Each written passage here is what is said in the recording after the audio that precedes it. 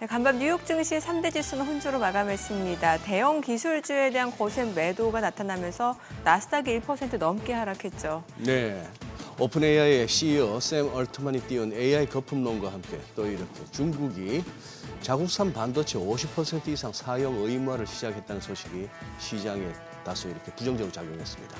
네, AI를 둘러싼 거품론이 좀 잠잠했나 싶었는데 다시 부각이 됐고 투자액에 비해서 생산성 향상에 큰 영향을 주지 않았다는 이야기도 나오고 있는 상황입니다. 또 엔비디아, 팔란티어 등이 간밤에 하락세를 보인 반면 인텔은 트럼프 행정부가 보조금을 통해서 지분 10% 취득을 검토하겠다는 소식에 주가가 7% 가까이 오르기도 했습니다.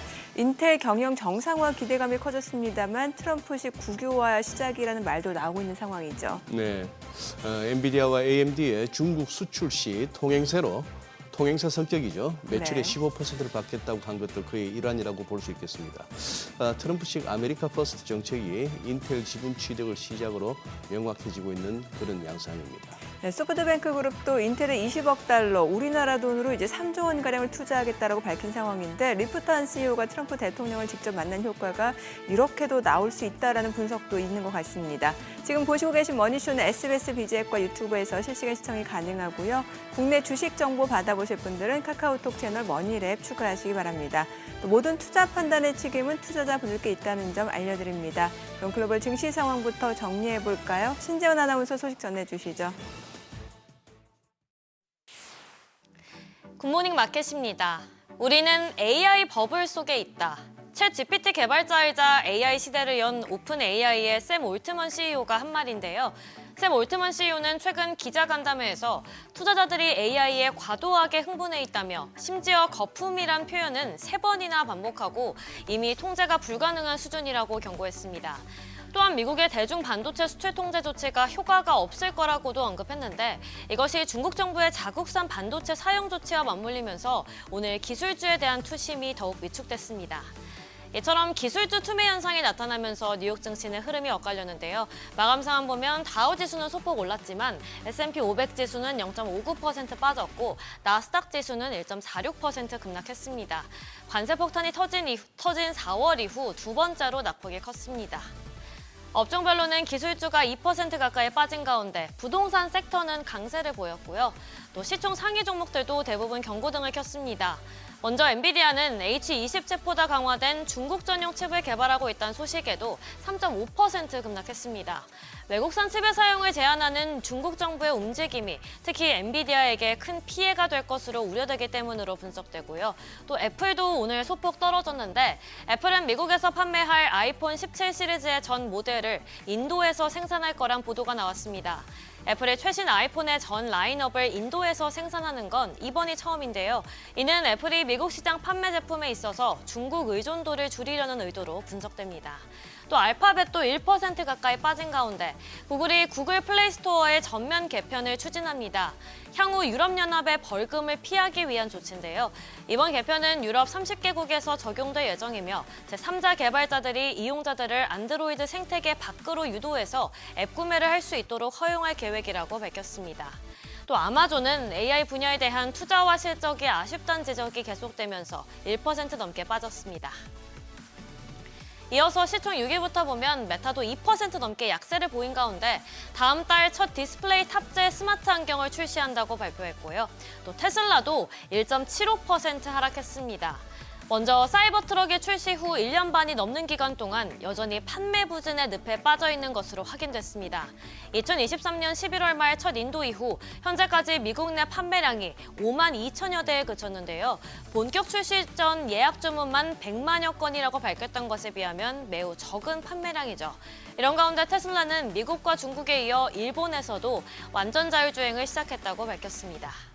마지막으로 월마트는 실적 발표를 앞두고 0.59% 올랐는데요. 오늘 홈디포의 실적이 예상치를 밑돌긴 했지만 동일 점포 매출은 꾸준히 증가한 점에서 나름 긍정적이었죠. 이 기대감이 월마트에도 향한 것으로 풀이됩니다.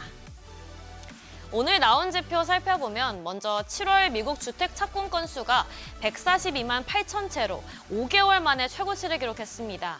전월 대비로도 5% 넘게 늘었는데 다만 허가 건수는 전월 대비 2.8% 줄면서 2020년 6월 이후 최저치를 기록했습니다.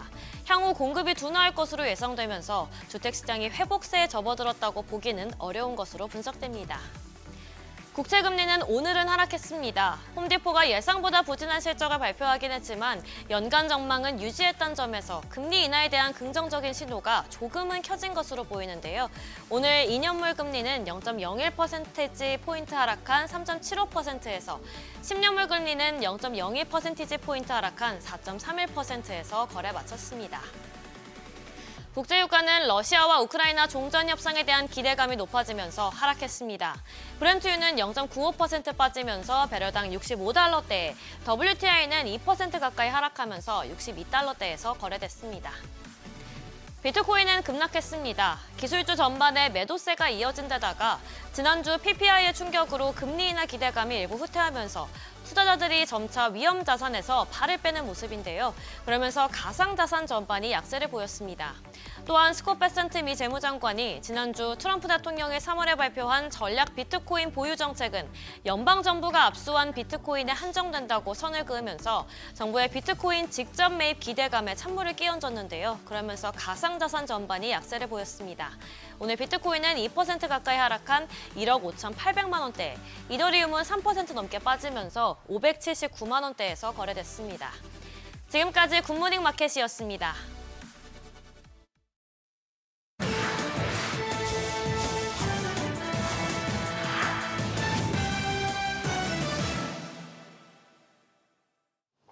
외신이 주목한 주요 이슈들 짚어보겠습니다. 트럼프의 규제 장벽을 넘어 다시 한번 중국 수출길에 오른 엔비디아가 이번엔 한층 더 강력한 성능의 새로운 맞춤 칩을 개발하고 나섰습니다.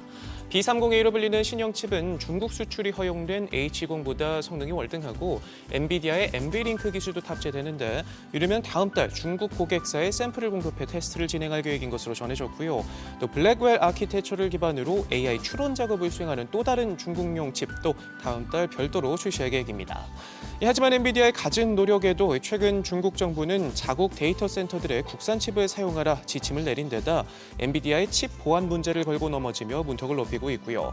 여기에 미국은 엔비디아를 비롯한 자국 칩 회사의 위치 확인 기술을 포함하도록 요구하는 등 두 꼴에 오고 가는 신경전에 반도체 기업들이 볼모로 잡히면서 엔비디아 주가는 화요일장 4% 가까이 빠졌습니다. 트럼프의 광폭 행보에 골머리를 앓고 있는 곳이 또 있습니다. 바로 애플인데요. 다음 달 발매 예정인 아이폰 17 시리즈의 모든 모델을 전부 인도에서 생산하기로 했는데 한 시리즈의 모든 모델이 인도에서 만들어지는 건 이번이 처음입니다. 중국 의존도를 줄이기 위해 차세대 전진 기지인 인도로 방향을 틀었지만 트럼프가 러시아산 석유를 수입한다는 이유로 인도에 관세 폭탄과 제재 카드를 꺼내들면서 애플은 난감한 상황에 놓였습니다. 고유 관세가 대부분의 애플 기기에는 적용되지 않을 가능성이 크지만 외신들은 애플이 트럼프 행정부로부터 큰 압박을 느끼고 있다 지적하는데요. 안방인 미국으로 돌아오라는 요구에 전례 없이 통큰 투자에 나서기로 하면서도 언제 어떻게 돌아설지 모르는 트럼프에 여전히 몸살이기에 여념없습니다. 오픈 AI가 본격적인 인도 시장 공략에 나섰습니다. 세계 최대 인터넷 서비스 시장으로도 꼽히는 인도 사용자를 잡기 위해 지금껏 선보인 적 없는 초저가 요금제를 꺼내들었는데요. 399루피 월 5달러가 채 안 되는 돈으로 서비스를 이용할 수 있습니다. 해당 요금제는 현재 인도에서만 사용이 가능한데 지난 석 달 동안에만 3천만 건에 육박한 다운로드를 기록하며 1위에 오른 인도지만 같은 기간 매출은 360만 달러에 불과했던 만큼 이번 저가 플랜 출시를 통해서 인도에서 확실한 기회를 잡으려는 모습입니다. AI 로드맵을 빠르게 달리고 있는 메타 소식도 짚어보죠. 다음 달 디스플레이를 탑재한 첫 스마트 안경 하이퍼 노바를 출시할 예정인데요. AI 음성 비서는 물론이고 탑재된 화면을 통해 증강현실 기술도 적용할 수 있는데 가격은 $800부터 시작하는 것으로 알려져 당초 최소 $1,000를 넘을 것이란 예상보다 크게 낮아졌습니다. 외신들은 메타가 시장 선점을 위해 낮은 이윤을 감수하고 이 같은 전략을 택했다 싶었는데 아직 뚜렷한 강자가 없는 스마트폰 혁신의 뒤를 이을 것으로 기대를 모으는 스마트 안경 시장에서 두각을 나타낼 수 있을지 주목됩니다. 테슬라가 미국과 중국에 이어서 일본에서 완전 자율주행 FSD 시스템을 도입합니다. AI 자율주행차가 일본의 일반 도로를 달리는 건 업계에서 테슬라가 처음인데요. 올 여름부터 일본 전역에서 레벨 2 수준의 FSD 주행을 시작했고 직원들이 안전성을 검증한 뒤 향후 일반 운전자까지 활용 범위를 확대할 계획인데 소프트웨어 업데이트를 통해서 이미 판매된 차량에도 해당 기능이 도입될 전망입니다. 간만에 반가운 소식과 함께 씁쓸한 소식도 들어왔는데요. 테슬라의 사이버 트럭이 미국에 출시된 지 1년 반이 넘는 기간 동안 부진의 늪에서 벗어나질 못하고 있습니다. 현재까지 5만 2천여 대를 판매하는 데 그쳤는데 출시 전 예약 주문만 100만여 건이라고 밝혔던 것과는 딴판인 상황인데요. 여러 제조 결함이 노출되면서 1년여 만에 8차례 리콜까지 하는 등 충성도 높은 픽업 트럭 시장 소비자들을 공략하는 데 애를 먹고 있습니다. 중국 전기차 업계가 안방을 넘어 해외 시장 개척에 올인하고 있습니다. 지난해 해외 투자 규모가 처음으로 내수 투자를 추월했는데요. 안방 투자는 3년 전 900억 달러를 넘기면서 정점을 찍은 뒤 매년 줄다가 지난해 150억 달러까지 떨어졌는데 반면 같은 기간 해외 투자는 160억 달러를 기록했습니다. 이 중 약 70%는 배터리 공장에 반영됐고 조립 공장에 대한 투자 역시 빠르게 증가하고 있는 것으로 나타났는데요.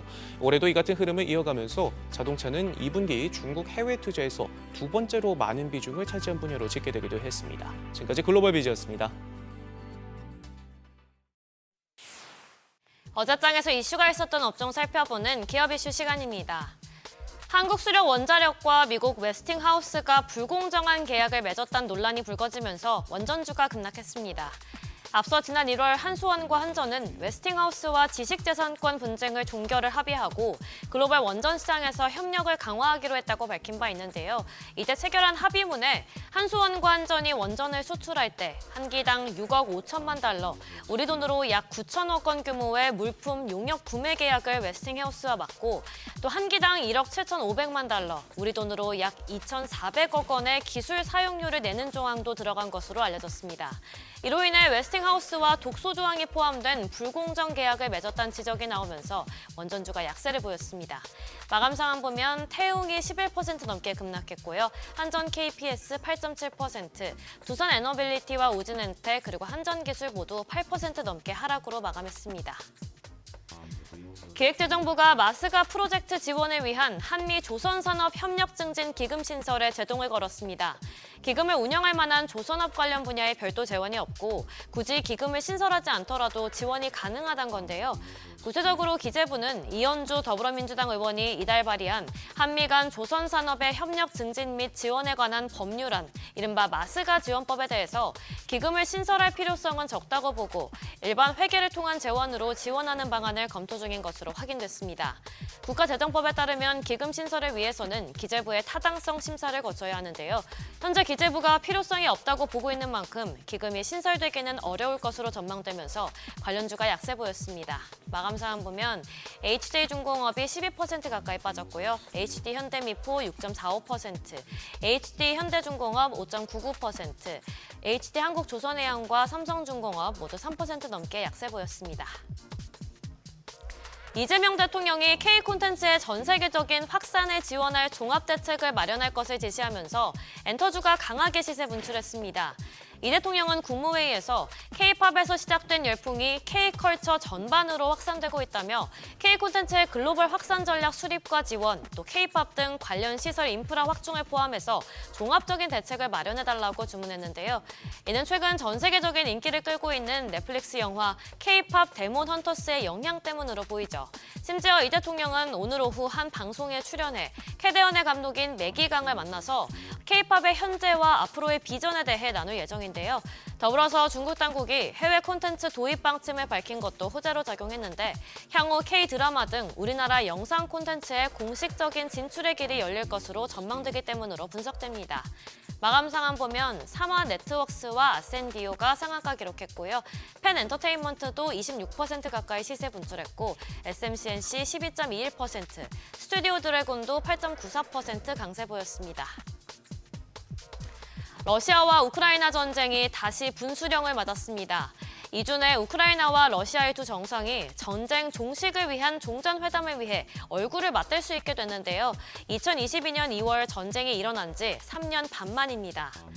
어제 트럼프 대통령은 젤렌스키 대통령 유럽 주요국 정상들과 회담을 마친 후 젤렌스키 대통령과 블라디미르 푸틴 러시아 대통령 간의 양자 회담을 조율하기 시작했다고 밝혔는데요. 이후 자신이 참여하는 3자 회담을 추진할 거라고도 덧붙였습니다. 젤렌스키 대통령 또한 3자 회담을 할 준비가 됐다고 밝혔는데요. 그러나 협상의 중요 안건으로 떠오른 우크라이나 영토 문제에 대해선 공식적인 언급은 없었습니다. 이처럼 하루 사이에 트럼프 대통령, 푸틴 대통령, 그리고 젤렌스키 대통령이 만나는 3자 회담의 가능성이 커지면서 우크라이나 재건주가 강세 보였습니다. 마감 상황 보면 오늘 E&M이 13% 넘게 시세 분출했고요. TYM 9.73%, SY스틸텍 5.25%, 수산세보틱스도 5% 넘게 뛰었고 마지막으로 이노인스트루먼트가 3.23% 상승 마감했습니다. 지금까지 기업 이슈 전해드렸습니다.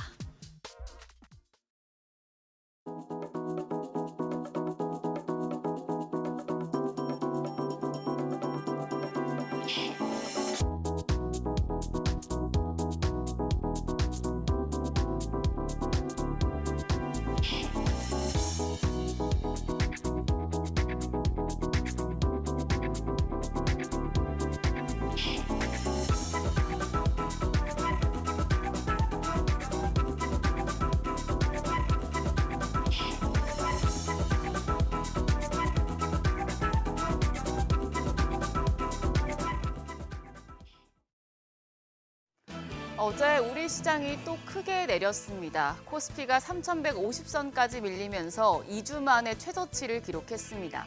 한때 상승 랠리를 이끌었던 조선, 방산, 원전, 조방원에 대한 부정적인 뉴스들이 나오면서 매도세가 집중됐고 지수 하락을 야기했습니다. 주 후반 빅이벤트를 앞두고 갑자기 분위기가 바뀌는 가운데 또 간밤 뉴욕 증시도 기술주 중심으로 투매가 나온 터라 오늘도 쉽지 않은 시장이 되겠는데요. 어제장 복귀하면서 오늘장 투자 포인트 확인하시죠. 양 지수 2거래일 연속 하락했습니다. 코스피가 0.8% 약세로 3,151선, 코스닥도 1.3% 가까이 떨어지며 787선에서 거래를 마쳤습니다. 조방원의 매도세가 집중됐습니다. 조선은 중국 관영 매체가 마스가 프로젝트에 대해 견제구를 던졌다는 보도에, 방산은 러시아와 우크라이나 종전 가능성이 커진 영향으로, 그리고 원전은 한수원과 한전이 북미, 유럽 원전 수출을 포기했다는 소식에 조정을 받았습니다. 외국인의 투자 심리가 살짝 꺾이고 있습니다. 어제 코스피에서 외국인 4,500억 원 넘게 팔아냈는데 7월 이후에 처음으로 3거래일 연속 매도 우위를 기록했습니다. 방향을 바꾸고 있는 외국인 오늘도 수급 상황 체크해 보셔야겠고요. 한편 기관은 2,500억 원 넘는 매수 우위, 개인도 900억 원 가까이 순매수했습니다. 코스닥 시장에선 메이저 수급 주체 양 매도가 이어졌습니다. 외국인 금액은 적었지만 65억 원 팔자 포지션 취했고 기관이 630억 원 가까이 팔아냈습니다. 개인만 홀로 900억 원 넘게 순매수했습니다. 대형주군이 하락하면서 지수에 굉장히 부담이 됐습니다. 코스피에서 SK 하이닉스가 1.7% 하락, 방산 대표진 하나에어로스페이스가 7% 가까이 떨어졌습니다. 더불어서 HD 현대중공업과 두산에너빌리티 등도 급락하면서 아예 10위권을 이탈했고요. 그나마 현대차와 기아 등 자동차, 그리고 KB금융 등 금융 대표주가 선방하는 모습이었습니다. 코스닥 시총 상위 10개 종목 중에선 2차전지 대표주와 파마리서치는 상승했지만 나머지 종목들이 모두 조정을 받았습니다. 특히 펩트론과 ABL 바이오 등이 7% 내외 급락하는 등 낙폭이 컸습니다. 환율은 올랐습니다. 정기장 마감 시간 달러 기준 5원 90전 상승해 1,390원 90전에 거래를 마쳤습니다. 우크라이나 전쟁 종식 협상이 돌파구를 찾지 못한 영향이 컸는데요. 이후에 야간 거래에서도 환율은 상승폭을 키웠습니다. 잭슨홀 미팅을 주시하면서 1,390원 초반대까지 올라선 모습이었죠. NDF에서 달러원 1개월물은 오늘 새벽 6시 기준 1,393원 30전을 기록했는데요. 오늘도 외환시장 강하게 출발하겠습니다.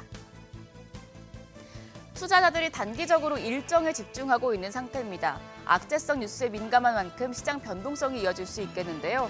이럴 때는 배당이나 트레이딩 전략이 답이라는 증권가 조언이 나와서 정리했습니다. 이번 주 금요일 잭슨홀 미팅 이후에 미국 금리 방향성이 정해질 갈림목에 서 있는데요. 하나증권은 베팅 비수기지만 조방원과 SK하이닉스 등은 조정이 나오고 있는데 중장기 실적이 우상향할 것을 고려했을 때 점진적인 매수 기회로 활용할 수 있다고 조언했습니다.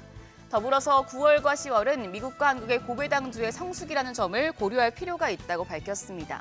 현재 우리나라의 경우 배당소득세 최대 세율이 35%로 대주주 양도세 25%보다 높아서 기존과 같아서 배당 요인이 여전히 없다는 국민적인 공감대를 형성 중인데요. 국민들의 기대감만큼 정부의 과감한 정책이 나올 경우에 추가 상승할 가능성이 있다고 내다봤습니다. 그리고 하반기에는 쏠림 현상이 옅어지는 경향이 있기 때문에 현재 기관 빈집이면서 실적이 턴어라운드하고 더불어서 올해 주가는 많이 빠진 섹터에 대해서 트레이딩 접근이 유효하다고 밝혔는데요. 디스플레이와 섬유 의복, LG전자 등 가전, 파마리서치 등 건강관리 장비와 호텔 레저, 삼성전기 등 기술 하드웨어 쪽에서 트레이딩할 것을 주목했습니다. 지난주 후반부터 시장이 갑자기 위축되고 있어서 투자 방향 잡기가 까다로워졌는데 해당 보고서 내용도 투자하실 때 참고하시죠. 오늘 일정입니다. 오늘은 일본의 7월 무역 수지, 중국의 기준금리에 해당하는 8월 대출 우대금리가 발표됩니다. 그리고 세계 최대 게임 전시회인 게임스컴이 개최됩니다. 오늘도 신규 상장하는 종목이 있습니다. 경량 소재 부품 전문 기업인 한라캐스트가 코스닥 시장에 상장합니다. 이번 주에 상장한 G2G 바이오나 에센시스 모두 좋은 성적을 거뒀는데 한라캐스트 어떤 흐름을 보일지 주목되고 있습니다. 어제 시간의 거래에서는 우크라이나 재건, 콘텐츠, 엔터테인먼트, 게임주 등이 강했습니다. 우선 우크라이나 종전 기대감에 재건 테마가 부각이 됐고요. 콘텐츠와 엔터테인먼트 관련주는 중국 정부가 드라마 제작 규제를 완화하면서 해외 드라마에 대한 빗장을 풀 것이란 기대감에 상승세가 이어졌습니다. 게임주는 게임스컴 기대감을 반영하는 모습이었습니다. 오늘장에서도 해당 종목들 상승세 이어갈지 체크하시죠. 그럼 이어서 프리마켓 통해서 개장 분위기 가늠해 보겠습니다. 간밤 뉴욕 증시 AI 거품론의 기술주 중심으로 투매가 나왔습니다. 엔비디아를 비롯해서 반도체주들이 부진했기 때문에 일단 국내 증시에서도 반도체 섹터 타격을 받을 것으로 보이는데요. 프리마켓에서 상황이 좋지 않습니다. 일단 시총 5위권까지 모두 하락합니다. 코스피에서 삼성전자가 0.71% 약세로 69,500원, SK하이닉스가 2.6% 급락하면서 25만 6천 원대 거래되고 있습니다. LG에너지솔루션도 2.2% 약세로 거래가 37만 5,500원이고요. 삼성바이오로직스가 0.9% 약세, 현대차도 1% 가까운 내림세 보여주고 있습니다. 현재 거래가 21만 7천 원으로 집계됩니다. 코스닥입니다. 코스닥 시총 빅5 종목 내에서는 펩트론 제외하고 나머지 종목들은 약세입니다. 알테오젠이 1.64% 하락하며 42만 500원, 에코프로빔이 3% 넘게 하락합니다. 거래가 12만 7,900원이고요. 에코프로 역시 2.65% 조정받으면서 5만 5천 원대에 거래되고 있습니다. 파마리서치 1.63% 약세로 거래가 66만 4천 원입니다.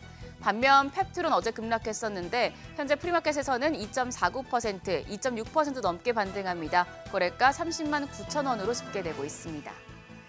빅 이벤트를 앞두고 시장이 생각보다 더 크게 위축되고 있습니다. 어제 투자자들에게 실망감을 안겨준 조방원에서 반등이 나올 수 있을지, 또 뉴욕 증시 악재를 반영하면서 반도체와 AI 섹터에서 얼마나 조정이 나올지 확인이 필요합니다.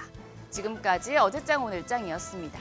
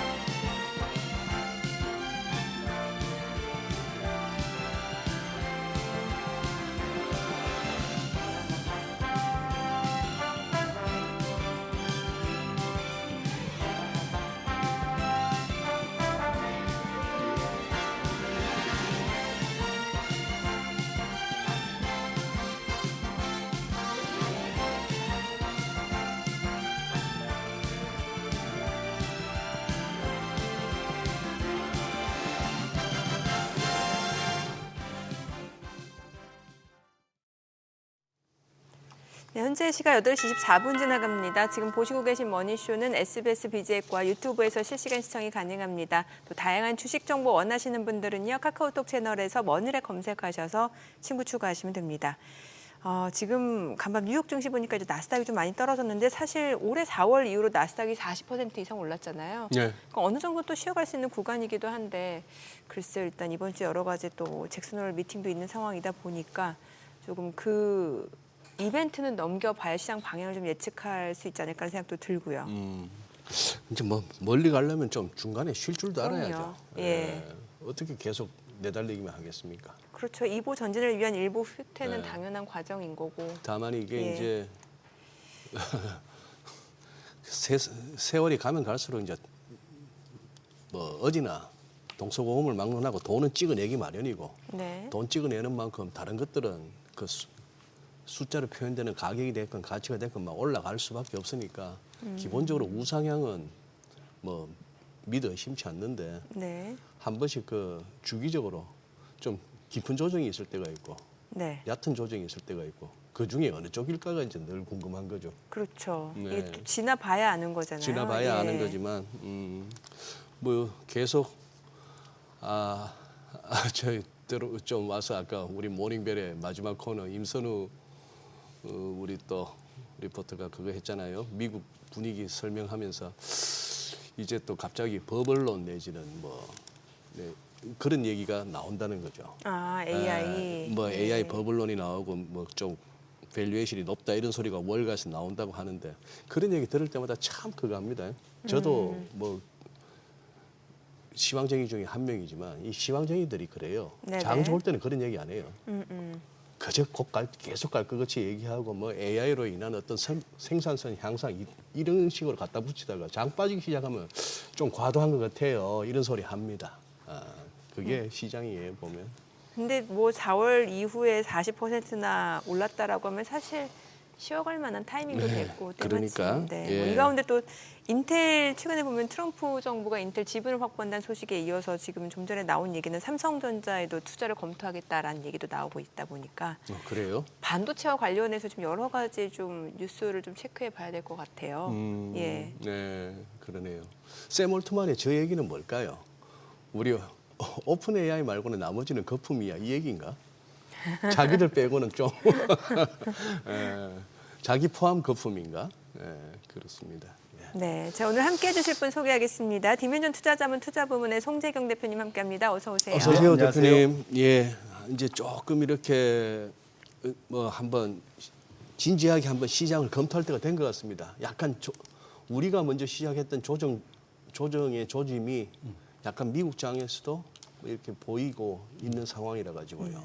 뭐 제가 8월부터는 8, 9, 10월이 좀 어려운 계절성이 생긴다 맞아요. 네, 네. 말씀을 드렸었는데 그때 8월 1일 하루만 좀 조정받고 이제 끝나나 싶었는데 예, 역시 그 계절성이라는 건 참 무섭습니다. 예. 과거에 평균적으로 패턴이라는 것은 늘 있어 왔던 거잖아요. 그렇죠. 어떤 이유를 들어도. 네. 그런 측면에서 지금 뭐 미국도 그렇고 사상 최고치를 경신하면서 달려왔고 우리나라도 상반기에 세계 한때 뭐 불과 한 달 전까지만 해도 우리가 세계 1, 2등을 했었지 않습니까? 네, 올해. 그러니까 예. 결국 호사단말하고 일단 세게 달려오다 보면 그 다음에 항상 뭔가 좀 조정의 빌미가 충분히 주어질 타이밍이기 때문에 그런 측면에서 놓고 보면 뭐 지금 상황에서 갑자기 이제 온갖 걱정이 불과 며칠 전까지만 해도 온갖 희망이 있었다면 네. 불과 며칠 만에 또 이제 온갖 걱정거리가 다 이제 팝업되는 막 예. 떠오르는 예. 뭐 이제 이런 상황이 원래 이제 그게 소위 말하는 워렌 버핏이 얘기하는 미스터 마켓이지 않습니까? 미스터 네. 마켓. 예, 그러니까 네. 어제는 그러니까 약간 그 조울증 환자 같다. 시장은 어제는 엄청 막 신나서 희낙낙해서 나한테 오더니 오늘은 막 징징 울면서 나한테 와서 내 주식 좀 사달라. 어제는 나 안 팔아 뭐 이러고 이렇게 매일매일 예, 이제 예. 이렇게 바뀐다 뭐 이런 얘기라서 그래 놓고 보면 제가 이제 첫 번째로 제가 이제 갖고 간 차트가 저기 열려 있네요. 이제 지금 보면 다들 걱정이 왜 우리만 안 돼? 우리 시장만 안 돼? 이제 뭐 이렇게 하는데 실제로 좀 전 세계적으로 한 달 사이에는 우리가 제일 좀 부진한 것만은 맞습니다. 지금 어제까지 기준으로 한 달간 보면 우리 코스피가 마이너스 1.2% 정도 되는데요. 연체율은 그래도 31%라 상위권에 최상위권 안에 지금 탑10 안에 좀 들어가 있는 거다. 주요 경제국 중에서 놓고 보면요. 일단은 그렇고 지금 최근 한 달의 흐름을 가장 놓고 보면은 일단은 우리만 빠진 게 아니라 상위권에서 같이 경쟁하던 폴란드나 독일 같은데 거기도 우리 위에 보면은 이 한 달 수익률이 보시면 별로 재미없죠. 지금 보시면은 예. 독일도 거의 보합, 폴란드도 약보합 뭐 이 정도 예. 수준이 않습니까? 우리가 좀 더 빠지긴 했는데 결론적으로는 지금 상황 자체는 일단은 연초 이후에 한 6월 말 7월까지 잘 달리던 국가들이 좀 쉬어가는 장세인 것만은 첫 번째로 맞는 것 같고요. 다만 지금 연초 이후에 잘 달리가도 지금도 잘 달리는 나라들이 한 두 군데 정도 있습니다. 그러니까 베트남하고 스페인이 있는데 보시면 지금 한 달간 거의 10% 가까이 베트남 9.7, 스페인 9%, 연초 이후로도 34, 31, 우리하고 비슷하거나 앞서고 있죠. 근데 베트남은 좀 위태위태하게 올라가고 있는 거고요. 사실 왜냐하면 돈을 저기 너무 풀고 있어요. 그래서 예. 피치가 지난 주말에는 경고도 했죠. 너희 그렇게 돈 풀다 큰일 난다. 뭐 이렇게. 네. 사실은 베트남은 좀 위험한 게임을 지금 분명 하고 있는 것만은 분명한 것 같고 스페인은 유럽 내에서 경제 성장률이 제일 좋은 나라입니다. 지금. 그러니까 2.5% 올해 2.6. 내년도 그 정도 생각을 하고 있기 때문에 그렇게 놓고 보면 우리나라 1% 올해 겨우 될까 말까 한데 그거에 네. 비하면 독일은 뭐 우리보다 더 못하고 그렇게 보면은 상대적으로 성장률이 여전히 좀 뒷받침되는 나라의 주가가 연초 이후에도 좋고 지금도 좋다 이렇게 볼 수 있을 것 같고 일본이 사실상 최상위권에 올라와 있는데 한 달 오른 게 올해 연초 이후에 오른 거 다예요. 그러니까 예. 한 달 동안 10% 가까이 올랐는데 그게 연초 이후로도 그 정도 되거든요. 결국은 일본은 워낙 못 올랐기 때문에 이제 최근에 좀 오른 건 다 보셔야 될 것 같고 결론적으로는 적어도 지금 한 달까지의 흐름을 놓고 봐서는 우리만 소외되고 우리만 문제가 있느냐 그렇게 보기는 어려울 것 같고 사실은 우리 시장 내에서도 순환매가 있다면 국가 간에도 일종의 진짜 순환매라고 좀 봐도 무방할 정도로 어떤 흐름이 그러니까 못 간 집들이 조금 더 잘 가고 한 달 동안 잘 간 집들은 좀 쉬어가고 적어도 현재까지는 이렇게 나타나고 있다라고 정리를 해볼 수 있을 것 같습니다. 저표를 보여주시길래 갑자기 우리 한국 위에 폴란드가 있어가지고 연초 이후 35% 성적은 제일 좋길래 항상 우리가 1, 2등을 다퉜습니다. 네. 폴란드가. 예. 갑자기 궁금해져서 물어봤어요. 얘한테 물어봤더니만 시총이 어떻게 되나 싶어가지고 우리가 2024년 작년 말 기준으로 1조 7,600억 달러 폴란드는 금년 2월 기준으로 4,537억 달러 네. 우리가 얘들보다 434 거의 뭐 한 4배 가까이 시총이 크네요. 맞습니다. 베트남은 우리의 10분의 1밖에 10분의 1밖에 안 되고 네네. 우리 한국 경제 흔히 말하는 적어도 10위 근방에서 노는 그런 그 탄탄한 나라인데 경제 규모로 보나 세계 교역 그거로 보나 거기에 비하면은 뭔가 좀 아쉬워. 그게 이제 어제 사실은 기재위 그 질의에서 사실은 어찌 보면 좀 더 실망들이 좀 나타났을 것 같아요. 네. 어제 이제 구윤철 경제부총리랑 예. 이소영 그 민주당 의원이 둘이 대화를 한 거 보니까 이런 표로 그렇지만 그 경제부총리께서 이번 관세 협상에 이런 거 참 잘하신 것 같은데 자본시장은 구윤철 경제부총리를 포함해서 그 뒤에서 백업해주는 소위 예. 그 스텝 조직들은 공부를 좀 더 많이 해야 되겠다. 시장을 잘 모른다라는 느낌을 좀 많이 받았습니다. 그래서 적어도 이쪽 분야 지금 원래는 지금 현재 이재명 정부가 내세운 5천을 달성하는 데 있어서 기재부의 지금 소위 고위 관리들의 PBR을 10배라고 그러더라고요. 그래서 우리나라 PBR 깜짝 놀랐는데 저도. 그러니까 이제 그거 실수할 수도 있습니다. 사실은 시장을 잘 모르는데 역으로 말하면 시장에 대해서 논할 수 없는 수준인 거죠. 그렇죠. 네, 냉정하게 보면. 네. 그렇게 놓고 본다면 그거는 진짜로 전문가들의 얘기를 좀 더 많이 들으셔야 될 것 같고 적어도 왜 세제 개편안이 정부의 세제 개편안이 그 시장에 실망스럽게 나왔는지가 어제 그러한 약간의 그 한편의 그 질의응답에서 많은 것이 좀 증명이 됐다. 그래서 그렇게 놓고 본다면 지금 소위 그 민주당 주도의 그러니까 당정 협의를 지금 세제 개편안 개선을 위해서 하고 있는 거잖아요. 예. 이번에는 정부보다는 당 쪽에서 좀 더 힘을 써야 되는 상황이 거 아닌가? 왜냐하면 여론과 시장에 대해서 좀 더 열리고 공부하는 쪽이 좀 더 주도를 할 필요가 있겠다는 생각을 어제 그걸 보면서 개인적으로 생각했습니다. 네. 그 말씀 하니까 또 이 기사가 아침에 오면서 봤던 기사 중에 한 대목이 생각나서 또 한번 다시 들어가 봅니다. 미셸 바우먼 그 연준 이사가 어제 무슨 크립토 관련한 행사에서 그 얘기를 했네요. 연준 직원들의 가상자산 소유를 갖다가 소량에 한해서 허용해야 한다. 직접 경험을 해봐야 감독 업무 더 잘할 수 있다. 이 소유 및 이전 프로세스가 어떻게 흐르는지 실험하고 이해하는 것을 대체할 수는 없다. 아무리 많은 책과 기사를 읽었다고 해도 심지어 또 그것에 대해 썼더라도 스키를 한 번도 신어보거나 타지 않은 사람이 스키 타는 법을 가르치는 것은 나는 결코 신뢰하지 않겠다. 이거 이제 글로벌 모니터 기사 중에 제가 인용합니다만 맞는 말 아닙니까? 그러니까 스키를 한 번도 안 타본 사람이 스키를 이렇게 타야 된다고 얘기하는 거나 별 차이 없는 거예요. 아까 말씀하신 그 사례는. 네. 근데 잘못하다가 또 이게 심판이 선수로 뛰면 또 위험하니까요. 심판이 선수로 뛰면 그렇죠. 네. 네. 아니 지금 트럼프 정부에서 수출세 얘기가 나오는 게 그 엔비디아하고 AMD에 대해서 중국에 판매하는 칩에 대해서 15% 매출의 15%를 내라고 했잖아요. 네. 근데 이게 다른 산업에까지도 다른 기업에까지도 좀 확대시킬 수 있다, 적용할 수 있다. 스카페센트가 심지어는 그 엔비디아, AMD에 대해서 베타 테스트다라는 용어를 썼잖아요. 이러면 결과적으로 교역량이라든지 수출 수입 자체가 좀 줄어들 수 있는 환경이 형성되는 거 아니에요? 그러니까 이 트럼프 행정부는 정말로 그 새로운 지평을 열고 있는 것 네네네. 같습니다. 말씀 주신 대로 지금 중국에 수출하려면은 우리한테 새로운 수출세네 뭐 네. 이거잖아요. 예, 지금 그러다 예. 보니까 엔비디아에서는 지금 그 H20이죠. 네네. H20 중국형 저사양 가격을 한 18% 올린다는 겁니다. 지금 그레이지 자기 그거 그대로 중국에 받아갖고 네네. 행정부 된다는 건데 결론적으로는 지금 이런 표현했지만 정말 돈의 진심인 것 같아요.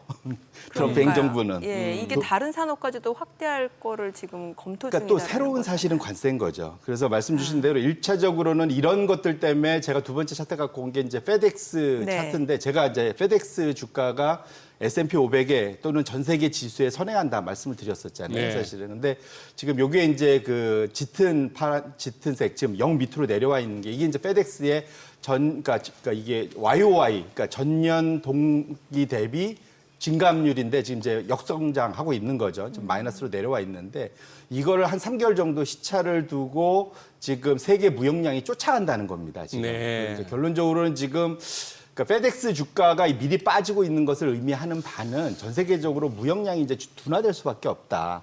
트럼프가 관세로 여기저기를 많이 흔들어 놓다 보니까 이런 문제가 발생하는 거고 그래서 아까 봤던 우리나라와 독일 같은 대표적으로 또 무역 의존도가 높은 큰 나라들이 주가가 상대적으로 최근에 이제 둔화가 되는 이유도 네. 굳이 좀 찾아보자면 이런 이유도 있는 것 같다 말씀드리고 싶고 저도 아까 방금 그 뭐 트럼프 삼성 뭐 얘기 예, 있어서 예. 저도 잠깐 좀 찾아보니까 대만 애널리스트가 약간 얘기를 했는데 이게 보니까 칩 액트 이거 좀 더 확인을 해봐야 되지만 네. 칩 액트 있지 않습니까? 뭐냐면 바이든 때 그 소위 그 보조금 주는 거 있었잖아요. 네, 칩스법이라고 해서. 예, 칩스법. 이게 그 미국에다가 투자를 할 때 돈을 보조금 지급하는 거. 그러니까 그걸 우리한테 받는 대신에 그거에 대한 대가로 지금 우리가 인텔한테 10% 지분 지금 받듯이 네. 지금 삼성이나 지금 TSMC나 AMD 여기도 지금 칩법에 의해서 보조금을 받잖아요. 네. 너희들도 우리 보조금 받는 만큼 지분을 지분. 우리한테 좀 줘라는 생각을 하고 있다라는 거예요, 지금. 그러면 투자라고 할 수는 없죠.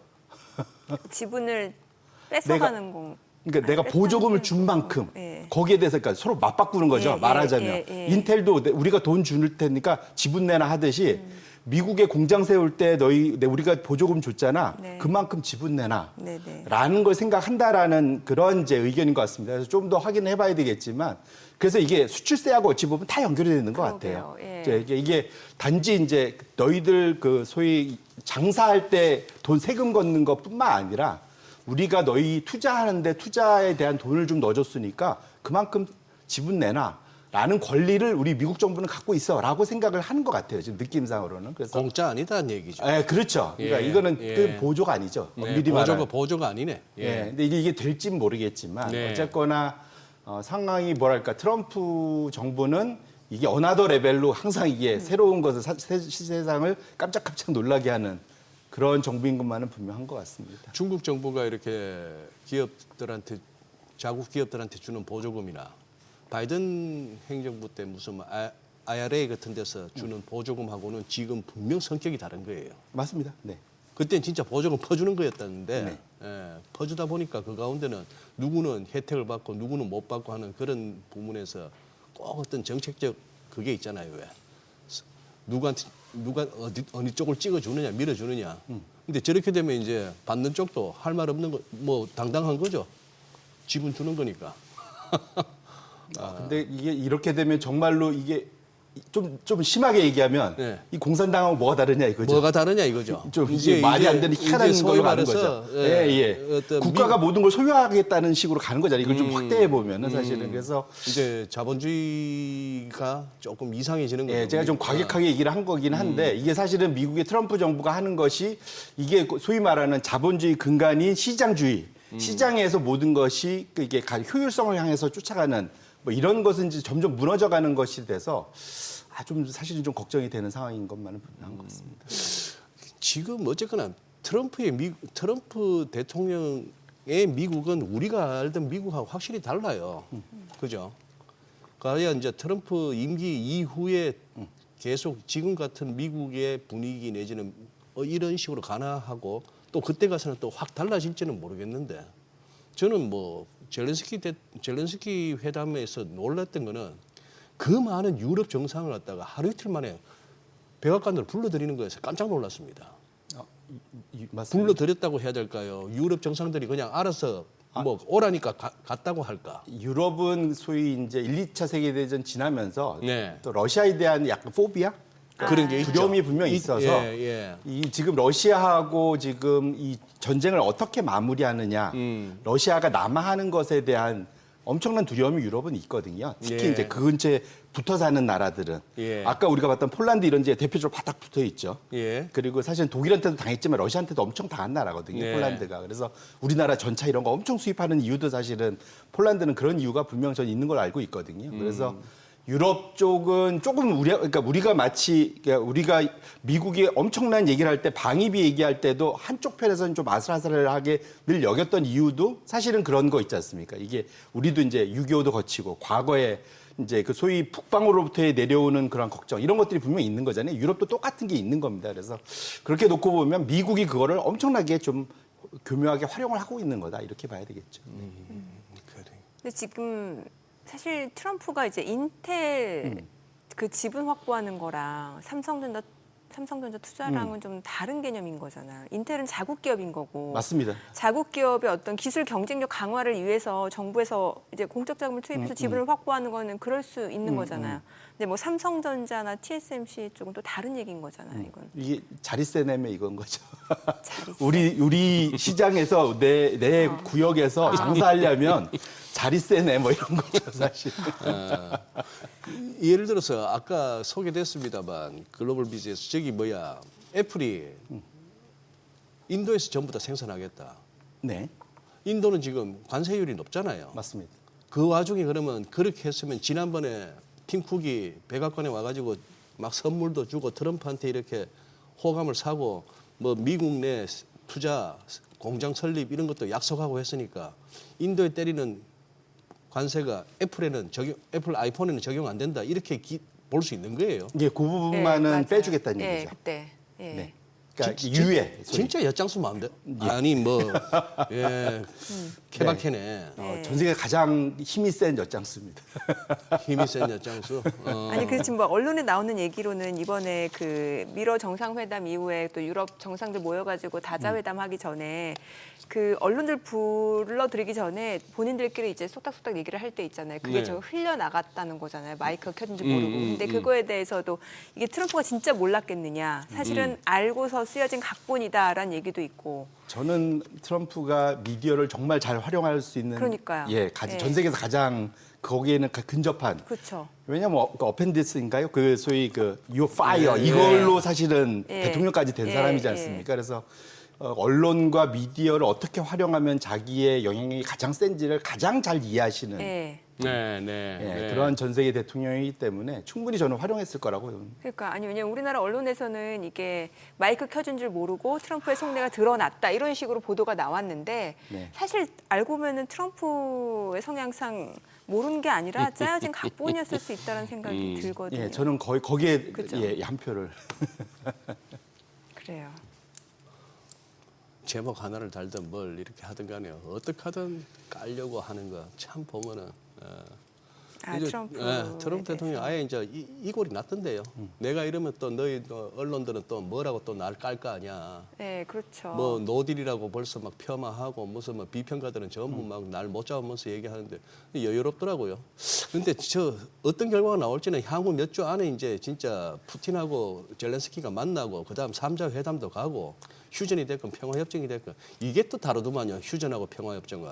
그렇죠. 평화협정은 종전인. 평화협정은 종전인데 예. 그렇게 하면서 땅 따먹기 끝나버리는 거예요. 맞습니다. 예. 그런 상황이긴 한데 그 와중에 백악관에서 그 회동하는 와중에 어제 또 하나 보니 그게 나왔더만요. 우크라이나가 공격을 해가지고 러시아에서 우크라이나 거쳐서 폴란드가로 가는 그 송유관 파괴가 됐다고. 다들 뭐 웃으면서 하하호호하고 포옹하고 뭐 볼키스하고 합니다만 저 와중에도 보니 뭔 일이 벌어지고 있는지도 모르겠어요. 그래서 그냥 이게 제가 보기에도 노벨 평화상의 진심인 것 같거든요. 정말로. 예. 저는 그렇게 생각해서 합심해 갖고 좀 빨리 수여하고 빨리 수혜하고. 마무리를 좀 하면 좋지 않을까라는 생각도 좀 하고 있습니다. 네. 자, 앞서서 그 페덱스 그 무역량 둔화와 관련해서 설명을 해주셨고 또 최근에 이제 나온 경기 지표 중에 보니까 중국이 의외로 지금 보니까 소매 판매 증가율 자체가 급감했다고 하는데 요거는 어떤 해석이 가능한 거예요? 경기가 좀 안 좋아지고 있다. 예, 그러니까 중국이 사실 만성적으로 좀 어려움이 지금, 있지 않습니까? 예. 이게 다른 나라들은 약간 블랙스완에 대한 우려들이 있다면 중국은 약간 그 소위 회색 코뿔소 우려 계속 다가오는. 그래서 이게 이제 소위 말하면 이런 거죠. 지금 소매 판매가 5월에 피크를 찍고 그때는 거의 6% 넘어가면서 엄청들 환호했는데 그 소위 약발이 떨어졌다고 해야 될까요? 그러니까 중국의 그러한 부양책 보조금이 끝나고 나니까 바로 2달 연속 급락하면서 지금 3.7%까지 검정색 선 예. 쭉 내려오고 있잖아요. 산업 생산은 그래도 이제 수출이 어느 정도 유지가 되니까 6% 전후로 좀 유지가 되고 있는데 결론적으로는 이런 중국은 중국 정부가 부양을 뭔가를 안 하면 소비가 잘 안 이루어지는 사실은 상당히 좀 부진한 측면이 분명 있다 보셔야 될 것 같고요. 그다음에 두 번째로는 그것이 어디서 극명히 나타나느냐. 이게 소위 바이탈이라고 하잖아요. 막 네. 심장이 뛰고 맥박이 막 잘 뛰어줘야지 이게 경기가 좋아질 텐데 그것을 볼 수 있는 게 대출 증가율이라고 볼 수 있을 것 같습니다. 근데 돈을 안 빌려가요, 상대적으로. 그래서 이제 두 번째 차트 혹시 이거면 중국 대출 증가율을 보여주시면 지금 부동산이야 지난 3년간 지금 보시면 회색선입니다. 일부러라도 너무 과열돼 있으니까 지금 낮춰놓긴 한데 이러면서 부동산 가격이 좀 눌리다 보니까 나머지 분야, 특히 산업, 인프라, 서비스 전반적으로 다 지금 대출 증가율이 좀 많이 좀 둔화되는 걸 보실 수가 있습니다. 결론적으로는 지금 중국은 추가적인 부양책에 대한 기대가 오히려 이 넘버 때문에 좀 높아지긴 했는데 그래서 결론 이겁니다. 이번에 밴뉴스가 굿뉴스가 될 거냐에 대한 네. 고민인 것 같고요. 이것이 왜 중요하냐면 시기적으로는 보통 추석을 앞두고 대규모 부양책들을 발표를 많이 하거든요. 네. 그래서 예.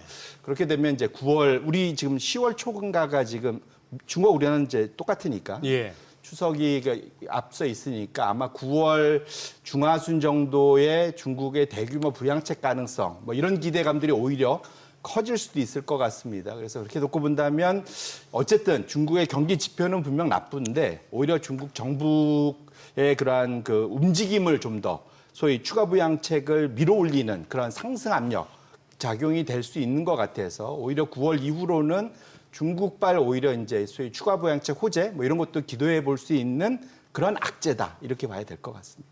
맨날 이런 얘기하고 나서는 그 다음에 결국 부양책을 갖다가 또 기대해야 된다. 이런 맞습니다. 식으로 이제 흘러가니까. 네. 그 때문에 다 전 세계가 다 부채 더미에 지금 목 졸리고 있는 거죠. 네. 그러니까요. 운동에서 운동해서 근육 키울 생각을 안 하고 자꾸 뭐 고통스럽죠. 운동에서 근육 키우면 고통스럽죠. 예. 네. 오늘 뭐 장 열리기 전에 조금 마음의 각오는 하고 있습니다만 뭐 미국 장도 그렇고 우리 뭐 야간 선물도 그렇고 프리마켓도 그렇고 해서 뭐 얼마나 두드려 맞고 얼마나 아플지는 또 이따 가봐야 되겠습니다만 아유 그 전에 어쨌거나 이거 미국 이제 장이 조금 흔들리니까 이 얘기 나오잖아요. 고평가 논란 뉴욕 증시에 대해서 어떻게 보세요? 그 대목은. 뭐 이게 양쪽으로 다 얘기가 되는 거죠. 그러니까 첫 번째로는 고평가는 분명한 것 같아요. 네. 예. 뭐 네. 왜냐하면 그냥 지금 나스닥은 27배, 28배, S&P도 23배 뭐 이렇게 예. 거래가 되고 있으니까 지금 직전 고점을 이미 다 뚫고 올라가 버린. 예. 그러니까 S&P는 거의 2021년도 고점 수준까지 와 있고 그다음에 나스닥은 지금 뚫고 위로 올라간 예. 거죠, 지금. 그래서 역대급이기 때문에 기본적으로 기술주 중심으로 버블이 껴 있는 거는 맞는 것 같고요. 네. 제가 그럼 이 차트를 먼저 보면 좋을 것 같은데 6번 차트를 열어봐 주시면 이것이 이제 총 그 시장의 밸류에이션을 나타내는 9가지 지표. 뭐 보통 이제 이게 뭐를 얘기하는 거냐면 그러니까 지금 과거 P, 그러니까 소위 트레이딩 P, 그다음에 선행 P, CAP, 그다음에 PBR, PSR, 뭐 EV, EBITDA, Q 레이셔, 마켓 캡 투 GDP 뭐 이런 것을 다 갖고 이것이 지난 120년 동안 꼴찌부터 1등까지 총 100분위로 나누지 않습니까? 네. 그러면 예. 소위 우리는 상위 1%라 하는데 100분위 통계에서는 이 100번째를 제일 좋은 걸로 봐요. 제일 높은 걸로. 1이 제일 꼴찌고 100으로 보는데 어쨌든 네. 100에 속한 것이 2029년 그 소위 그 세계 대공황 직전의 피크 때. 그다음에 두 번째가 1999년 닷컴 버블 때. 지금이 곧 딱 세 번째입니다. 지금 거의 그 소위 우리로 따지면 상위 1% 수준의 거의 완벽한 밸류에이션 수준까지 와 있다. 그러니까 지금은 뭔가 역으로 말하면 시장의 투자자들이 너무 좋아하고 있는 거예요. 지금은 뭐 잘못될 게 없어. 앞으로 계속 잘 될 거야. 이것을 이제 주가에 반영을 하고 있는 거고 역으로 말하면 조그만한 실수도 용납하지 않는 시장이 됐기 때문에 그렇게 놓고 본다면 상당히 좀 아슬아슬한 이제 그런 상황이고 8, 9, 10월 달에 이렇게 높은 밸류에이션 상에서 지금 계절성을 맞이하기 때문에 좀 더 변동성이 클 수 있겠다라는 각오는 가지고 지금 10월 말까지는 좀 찬바람 불기 전까지는 조금은 각오를 할 필요가 있겠다 이렇게 말씀드립니다. 네. 자, 지금 시각 8시 51분 지나갑니다. 오늘 양시장 호가 상황 좀 체크해 보도록 하겠습니다. 먼저 코스피 예상 체결지수부터 확인해 볼게요. 오늘 1.8% 좀 하락 출발 예상됩니다. 지금 예상 체결지수는 3,092, 코스닥이 1.7% 역시 약세가 예상되고 호가에서는 774포인트로 집계가 됩니다. 시가총액 상위 종목 예상가 보겠습니다. 오늘 삼성전자 0.2% 하락 예상되고요. 지금 호가는 69,800원. SK하이닉스가 4% 하락 출발 예상됩니다. 25만 2천 원으로 집계가 되고 있고요. LG 에너지솔루션 2.6% 하락 예상됩니다. 예상 체결가 37만 4천 원. 삼성바이오로직스도 내림세가 예상되고 삼성전자 우선주 약보합 출발 예상되고 있고요. 현대차가 0.6% 하락 예상됩니다. 호가는 21만 7,500원. KB금융이 소폭 오름세 예상되고요. 하나 에어로스페이스가 4.7% 하락 예상됩니다. 기아도 1.9% 하락 예상되고요. 호가는 10만 2천 원. HD현대중공업 예상 체결가 43만 5천 원으로 나타나고 있습니다. 코스닥 시가총액 상위 종목 예상가 보도록 하겠습니다. 알테오젠이 오늘 1.8% 하락 예상됩니다. 지금 호가는 41만 9천 원, 에코프로, BM, 에코프로 모두 2%대 하락 예상되고요. 펩트론이 2% 상승 예상됩니다. 지금 호가는 30만 7,500원이고 이 가운데 파마리서치가 지금 22% 급락이 예상됩니다. 예상 체결가 53만 1,000원이고요.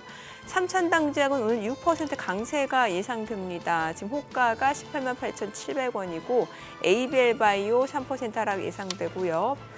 HLB 1.4% 내림세 예상됩니다. 레인보 로보틱스 호가는 26만 원으로 집계가 됩니다.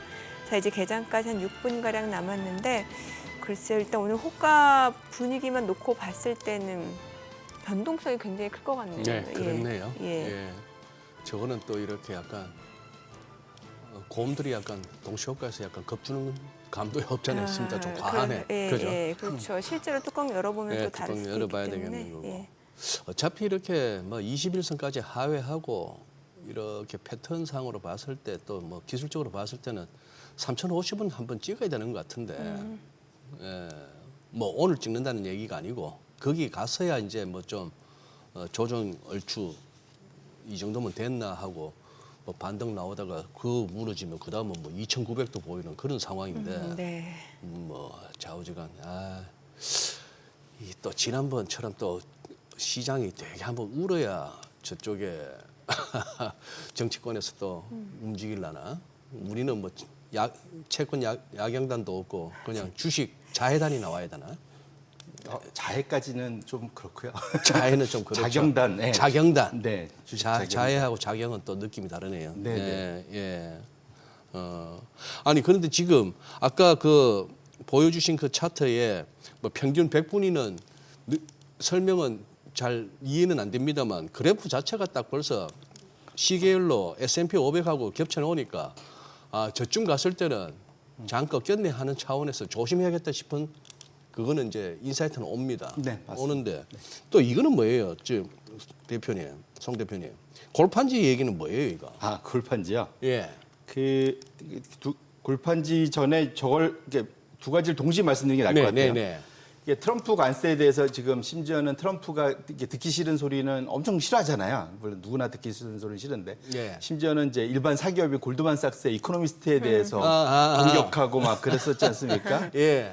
좀 저도 그런 거 처음 봤는데 진짜로. 그 솔로몬 CEO 보고는 니는 뭐 DJ나 해라 이러고. 예, 맞습니다. 근데 그 골드만삭스 그 이코노미스트는 유명한 분이거든요. 누구였죠? 얀 이름이 하여튼 얀 하치우스. 네. 2008년도 글로벌 금융위기도 맞추고 예, 사실은 거의 30년인가 하여튼 거기서 엄청나게 얀 하치우스를 건드렸고. 근데 어쨌거나 골드만삭스에서 얘기하는 게 뭐냐면 지금 트럼프 관세를 수출 기업들 외국에서 다 낸다. 우리는 해외에서 돈을 다 벌어들이는 거야. 뭐 그런 식으로 얘기를 하죠. 지금까지도 계속 그렇게 주장을 하고 있습니다. 그래서 월 우리가 300억 달러 벌고 있어. 막 뭐 이러고 있는데. 연간 3천억 달러. 그 얘기를 하고 있는데 실제로 골드만삭스의 분석에 의하면 저희도 말씀드렸는데 현재 6월까지 보면 기업들이 마진을 줄여가면서 지금 관세의 그 소위 대부분 64%를 미국 기업들이 지금 다 부담하고 있다. 그 다음에 미국의 소비자가 22% 합쳐보면은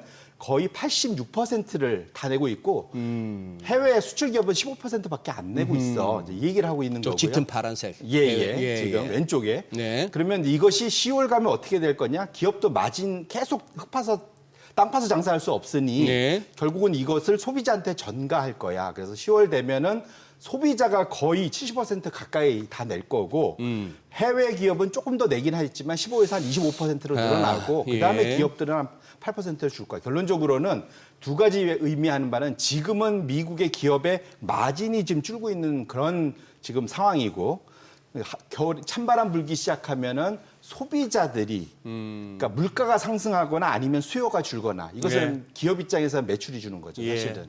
이런 상황으로 지금 결국은 트럼프 관세는 미국 경제의 직격탄이야라고 지금 사실은 골드만삭스가 아픈 대목을 콕 집은 거죠. 사실은. 근데 그 효과가 실제로 골판지에서 나타나고 있다는 겁니다. 그래서 지금 그 다음에 나타난 게 올해 지금 상반기에 특히 2분기에 미국의 골판지 출하량이 그러니까 그 박스 있잖아요, 우리 주문하면 택배 할 때 택배 박스. 박스. 박스 출하량이 마이너스 5% 역선장을 한 겁니다. 통상적으로 소비가 늘 거면 출하량 일단 그 앞에 택배 박스들이 출하가 먼저 많이 돼야 되잖아요. 그거를 소위 온라인 쇼핑, 우리 따지면 쿠팡 뭐 이런 데서 많이 쟁여놨다가 거기다가 물건 넣어서 택배로 보내야 될 거지 않습니까? 이것이 줄었다는 게 좀 심각한 거다라고 보셔야 될 것 같고 그래서 보시면 S&P 500이나 소매업 ETF는 여전히 잘 가고 있지만 거기에 선행해서 골판지의 전 세계 1등이 인터내셔널 페이퍼라는 회사입니다. 저기 그 붉은색 저기 주가거든요. 최근에 보면 주가가 급락을 했죠. 이들이 지금 얘기하는 것이 올해 지금 2분기 실적 발표하면서 지금 골판지가 지금 많이 미국 쪽에서는 좀 어려워요. 얘기를 하고 있는 거고요. 똑같은 상황으로 택배 회사로 따지면은 페덱스도 있지만 그 소위 UPS 주가도 지금 보시면 노란색 선인데 먼저 같은 시기에 다 같이 빠졌죠. 결론적으로 미국의 소비의 선행 지표격인 두 회사의 주가가 미리 선반영하고 있는 걸 봐서는 우리가 계속 얘기했던 미국의 트럼프 관세 받을 수도 있고 지금 그러니까 경기의 후반부일 수도 있는데 어쨌거나 미국의 소비가 앞으로 조금 더 어려워지는 방향으로 가고 있다라는 것을 지금 주가나 실제로 그 박스 출하량이나 이런 쪽에서 얘기하고 있는 거다 이렇게 보셔야 될 것 같습니다. 네. 그렇죠. 그러면은 다소 고평가됐다 이런 쪽인데 이 부분은 또 질문했다가 또 정민행한테 끊기겠지만. 예, 그냥 개장하고 들어봐야 될 예, 것 같습니다. 자, 오늘 국내 증시를 확인해 보자. 개장합니다.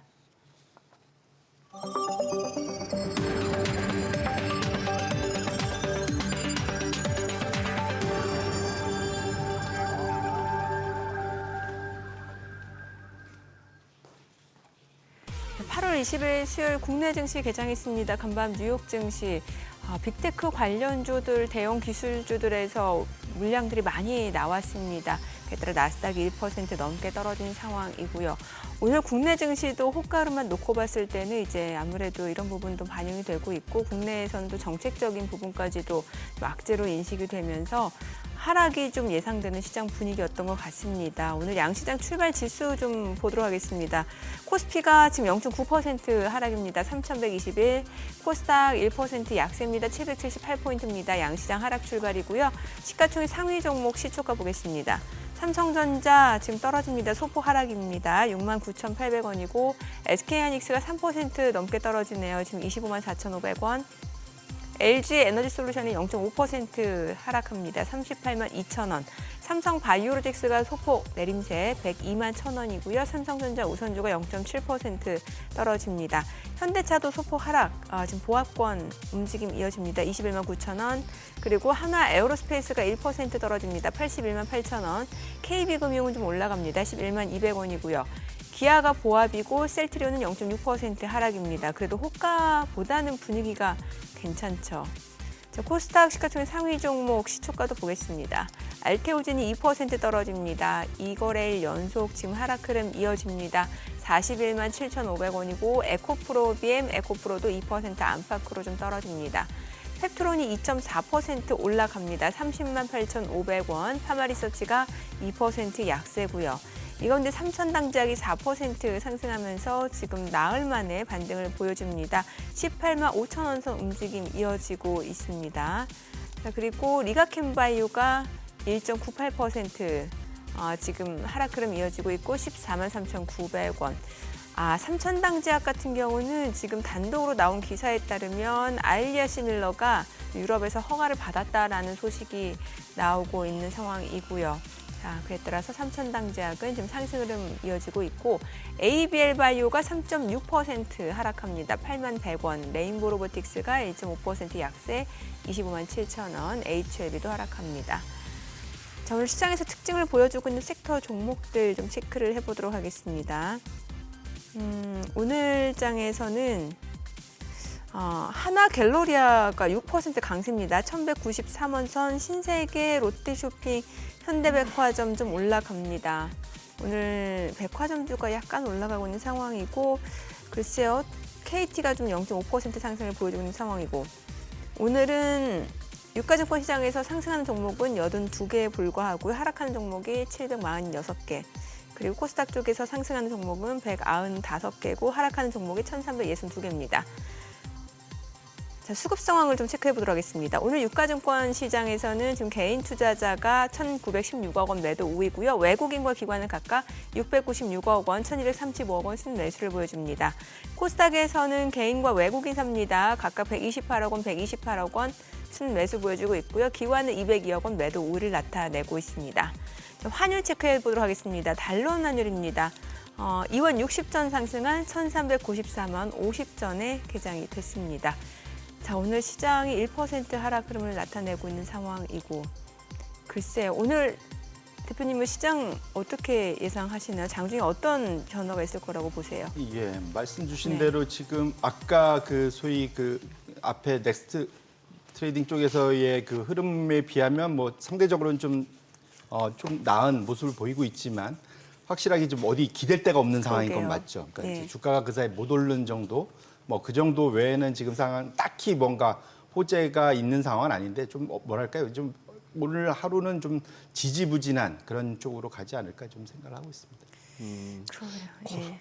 최근 들어서는 또 코스피에 비해서 코스닥이 조금 더 같이 밀려도 낙폭이 조금 더 크네요. 거기는 뭐 예. 예. 그리고 아까 또 네.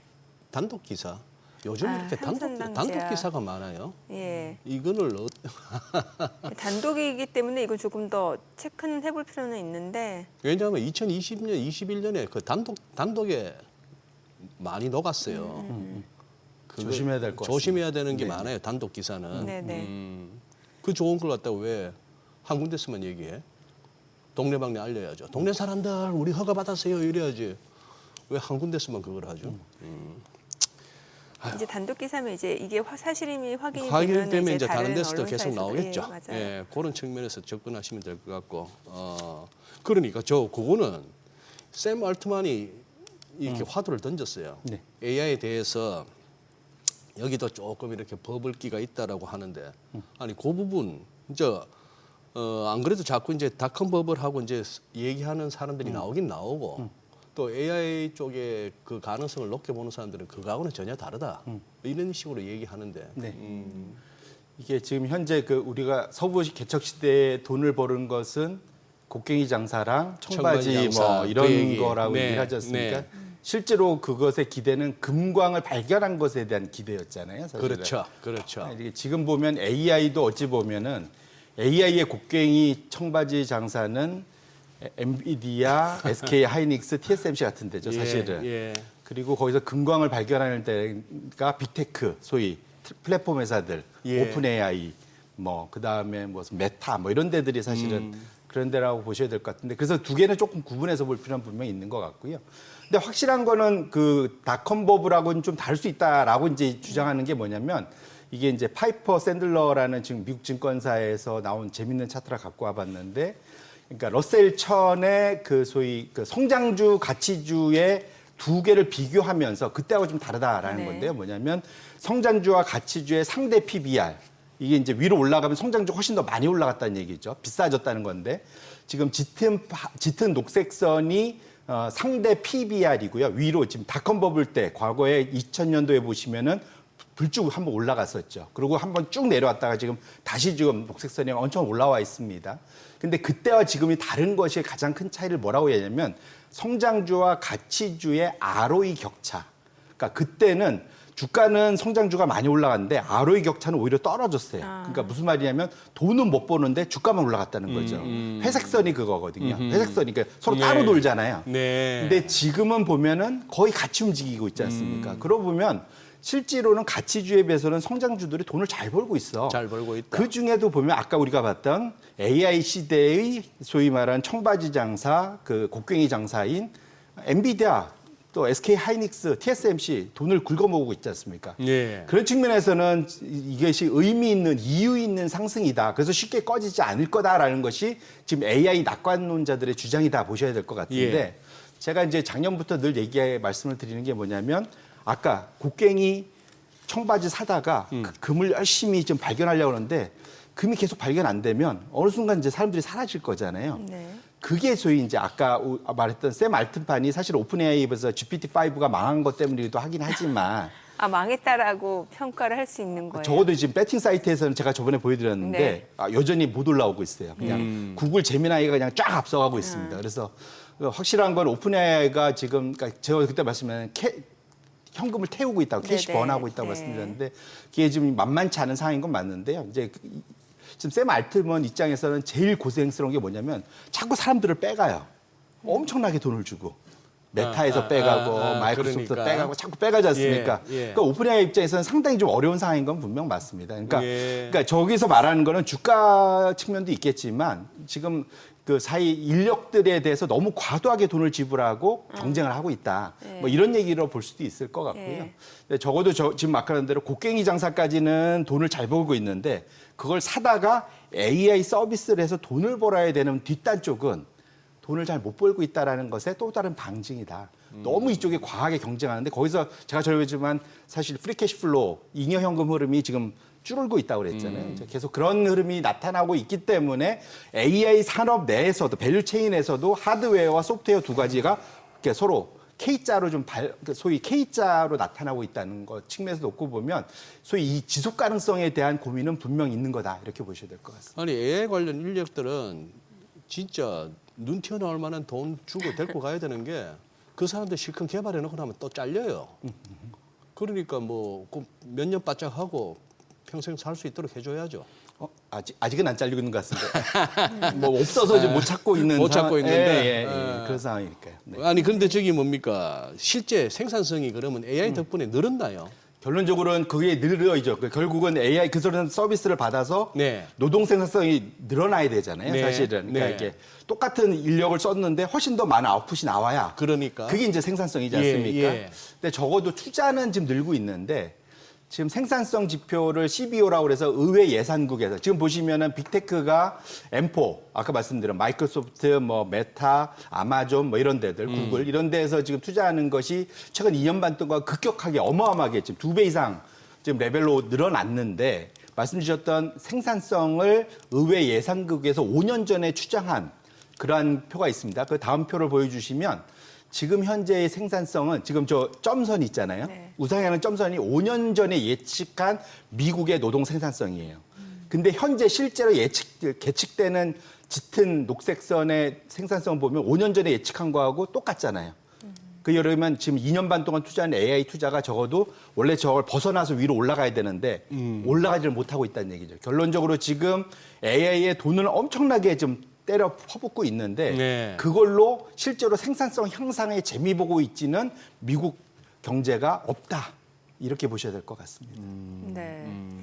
그러면 결과적으로는 또 이게 투자 관점으로 좀 연결했을 때 이제 AI 자체는 혁신은 맞는데 과도한 기대와 투자는 또 손실로 이어질 수 있다라는 경고성 메시지를 좀 보낸 것 같기도 하고요. 샘 맞습니다. 올트먼이. 예. 그럼에도 불구하고 본인은 또 AI 인프라 투자 계획을 또 밝혔잖아요.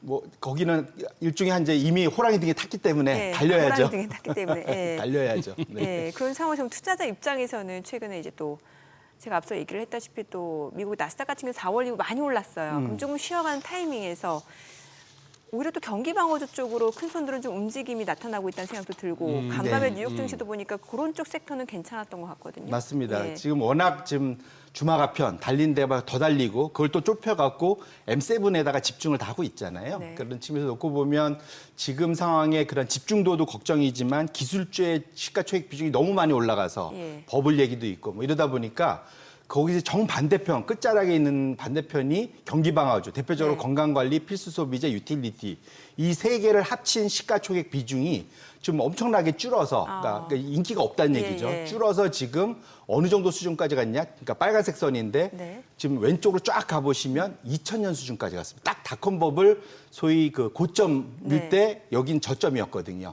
그 정도 상당히 이게 딱 그 저점에 왔으니까 무조건 사야 돼. 이건 아니겠지만 적어도 좀 시장의 상황 자체는 너무 한쪽으로 쏠려 있기 때문에 밸런스를 맞춰야 된다는 역발상 신호로 볼 수 있을 것 같습니다. 그래서 지금 포트폴리오가 너무 지금 AI 또 너무 잘 나가는 쪽에 집중돼 있다면 조금 포트폴리오를 좀 다변화시켜 놓으면 저 사이에 특히 우리나라도 건강관리나 뭐 이런 필수 소비주의 일부 수출재를 제약을 하면은 좀 재미없는 데들도 있잖아요. 사실은 그쪽 분야에 대해서 포트폴리오의 일정 부분을 담아 놓으면 이 시장의 변동성이 흔들릴 때 상대적으로는 좀 도움이 될 수 있는 그런 상황인 것만은 분명하다 이렇게 말씀드리겠습니다. 예. 네. 예. 아, 지금 9시 11분짜리 잭슨홀 경계감의 코스피 하락 출발 3,100선도 위에 맞습니까 이거? 잭슨홀 경계감입니까 이게? 그건 좀 뭐랄까 근데 참. 근데 뭐 기자분들도 이해를 해야 될 것 같습니다. 뭔가 이유는 찾아야 되니. 뭐 이유는 찾아야 되겠고 국내 얘기 쪽은 함부로 못 쓰겠고. 네. 어? 잭슨홀은 아닌 것 같습니다. 참네. 뭔 얘기를 하겠어요 파월이 이 와중에. 원래는 잭슨홀 미팅이라는 건 그런 거 하는 때가 그런 거 아니거든요. 어떤 의제에 예. 대해서 논의하고 이번엔 노동시장 뭐 인구 구조 변화에 따른 노동시장 뭐 생산성 이런 거 얘기한다면서요. 맞습니다. 예. 이게 보통 이게 그 잭슨홀이라는 거는 그 전 세계 중앙은행장들 다 모여갖고 네. 큰 얘기하는 거거든요. 맞아요. 예, 네. 큰 얘기하는 거고 여기서 5년에 한 번씩 연준이 뭘 하냐면 자신들의 통화 정책 도구에 대해서 소위 말하는 그러니까 기름칠한 때입니다. 그런데 5년 전에 딱 네. 2020년이죠. 코로나 때. 그때 뭘 했냐면 AIT라고 그래서 에버리지 인플레이션 타겟. 그러니까 우리 딱 2% 아니면 안 돼 이게 아니라 위아래로 평균적으로 2%면 우리 용인할 거야. 유연성을 갖게 됐죠. 5년 후가 됐으면 원래 두 가지 않습니까? 물가 안정과 최대 고용. 그럼 최대 고용을 어떻게 볼 거냐? 예. 최대 고용 수치를 딱 정하지 않고 이젠 거기도 아마 유연성을 가지려고 할 거다. 아하. 그것 때문에 이제 아까 이제 노동 생산성이나 이런 얘기를 하는 이유가 이제 그걸 것 같고요. 이번에 아마 그러한 이제 소위 프레임워크를 새롭게 발표하면서 거기서 우리가 엿볼 수 있는 건 앞으로 연준이 고용 지표가 발표될 때 그것을 어떻게 해석할 거냐에 대한 일종의 이제 미리 보기 네. 뭐 이런 걸로 볼 수 있을 것 같아서 이제 그런 측면에서는 의미가 있긴 있겠죠. 근데 어떻게 할지는 아무도 모르기 때문에 솔직히 말하면 그 잭슨홀 미팅 때문에 지금 주가가 우리나라 밀린다. 그거는 사이에 너무 많은 건너뛰기 했네요. 예, 계단이 여러 개가 좀 징검다리가 필요할 것 같습니다. 지금 코스피에서 현물 순매수 따져보면 잭슨홀 걱정하는 건 우리 국내 개인밖에 없어요. 기관 외국인은 걱정 안 해요. 순매수예요. 이제 세계 시민이 됐네요. 네. 세계 시민이 됐네. 네, 네. 차라리 무슨 복두법 때문이라고 하지. 그러면 당장 확 다가오지. 참네. 아유, 뭐 더 주실 말씀은? 그러니까 이게 투자 전략 차원에서는 그래도 또 그래서 이제 이렇게 말씀드리고 어떤 싶어요. 전략이 지금은 이제 이게 원래 이제 항상 이게 마음이 조급하면 실수를 하게 됩니다. 네, 예, 이제 시장이 네. 너무 바짝 달라붙어서 제가 모두의 전 세계 상황을 좀 보여드렸잖아요. 그러니까 우리나라가 많이 빠지긴 했지만 사실은 우리하고 비슷하게 연초에 많이 달렸던 데들이 같이 좀 헤매고 있다 말씀을 드렸고 그렇게 놓고 보면 조금 우리가 좀 변동성이 상대적으로 좀 더 세니까 그런 측면에서는 조금 한 걸음 떨어지셔서 보실 필요가 있을 것 같고 향후 3개월간 뭐 변동성이 좀 커지긴 분명할 텐데 거기에 대해서 오히려 그 사이에 좀 시장에 못 들어왔던 분들이나 이런 분들은 또 소위 이제 저가 매수의 기회로도 활용할 수 있을 것 같아요. 그리고 포트폴리오를 관리하는 측면에서도 활용할 수 있을 것 같고 그렇기 때문에 조금은 좀 일희일비하지 마시고 조금은 긴 호흡으로 보실 필요가 있겠다. 그리고 이게 항상 이게 소위 그 심리 관리를 잘하셔야 올바른 판단을 할 수 있습니다. 네. 멘탈 관리? 네, 맞습니다. 네. 네, 오늘 내용 여기까지 듣겠습니다. 잘 들었습니다. 네, 고맙습니다. 오늘 들으신 내용과 관련해서 다양한 정보 원하시는 분들은 카카오톡 채널에서 원일에 검색하셔서 친구 추가하시기 바랍니다.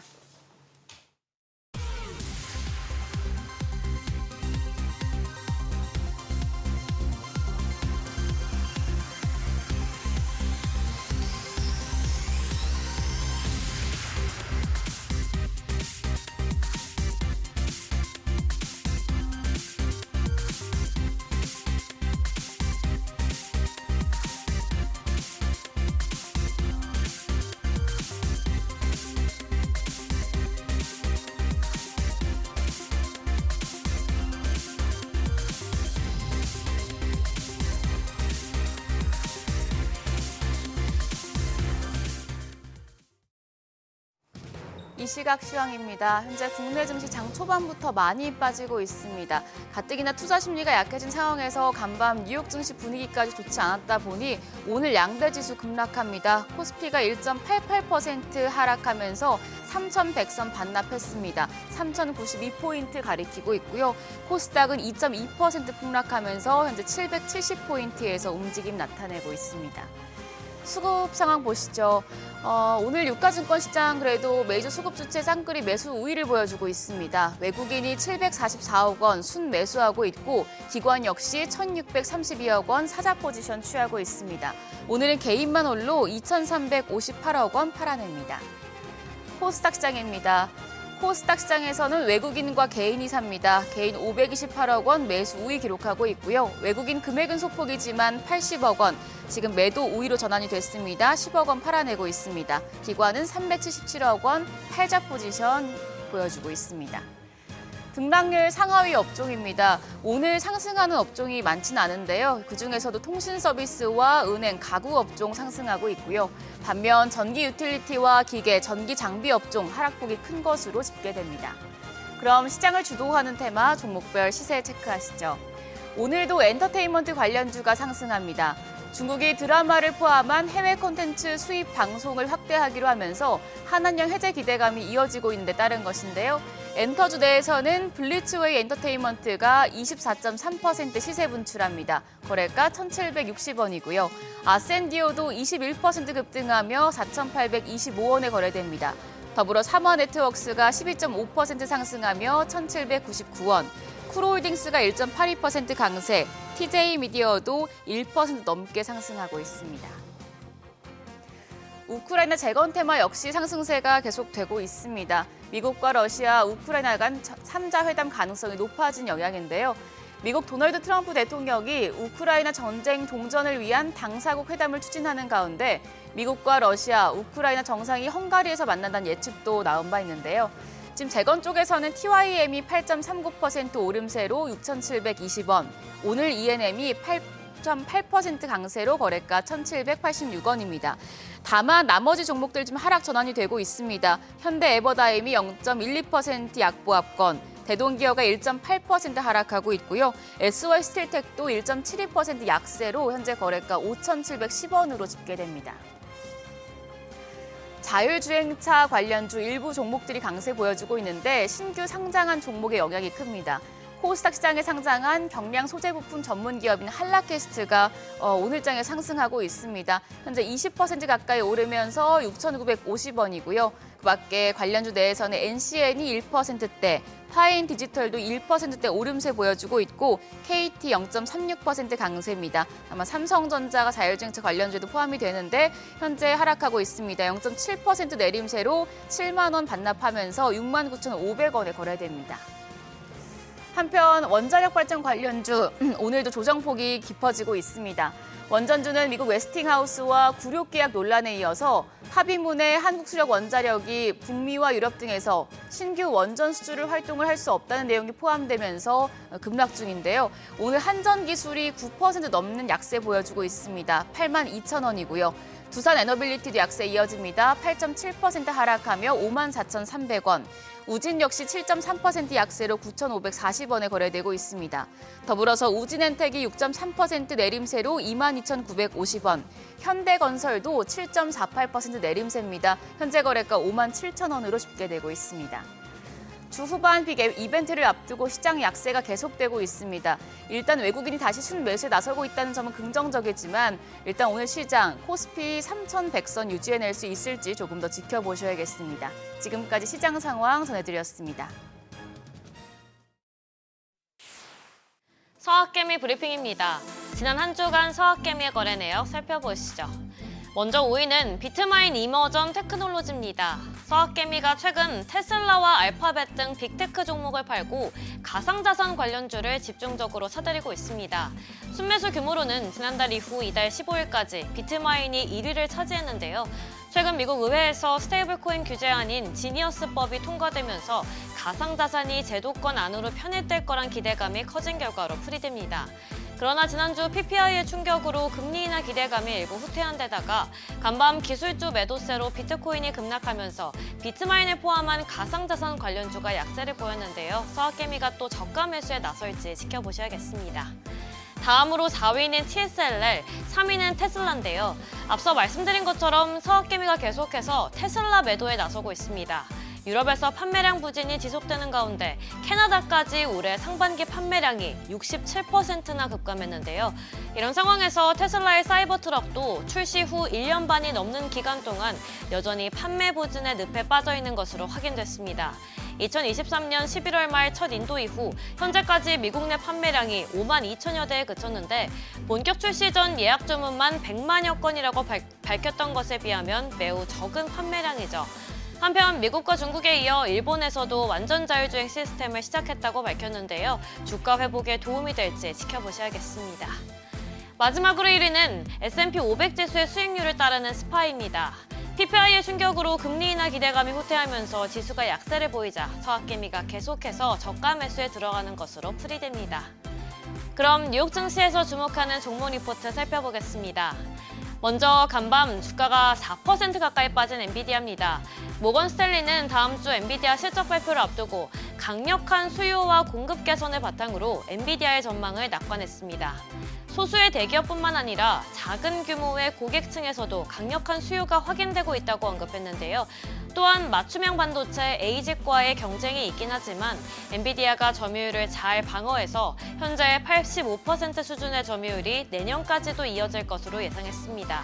이에 목표 주가 또한 기존 $200에서 $206로 상향 조정했습니다.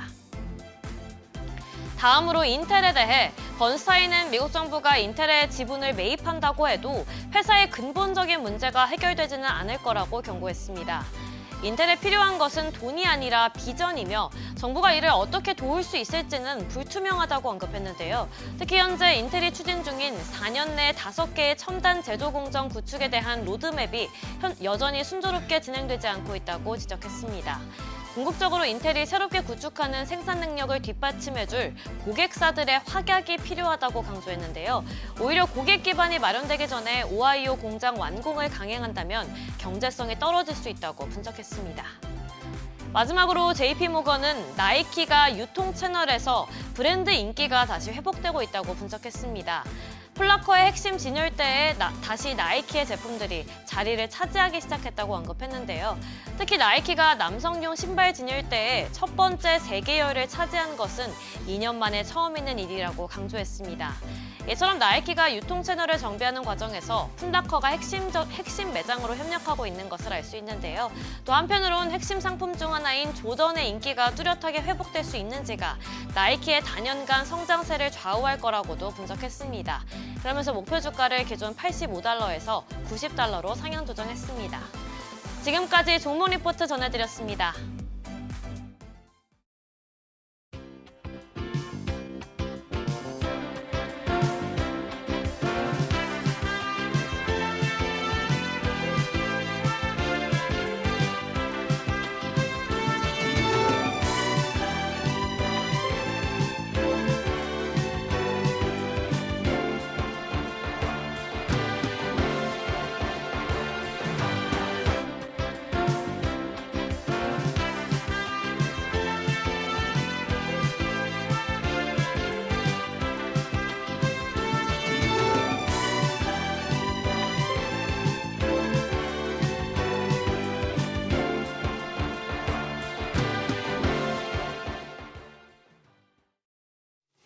오늘 국내 증시 상황 또 특징 업종에 대해서 좀 알아보도록 하겠습니다. 네, 오늘은 AJ 인베스트먼트 이재규 주식 전략 본부장 나와 계십니다. 어서 오세요, 이 본부장님. 안녕하세요.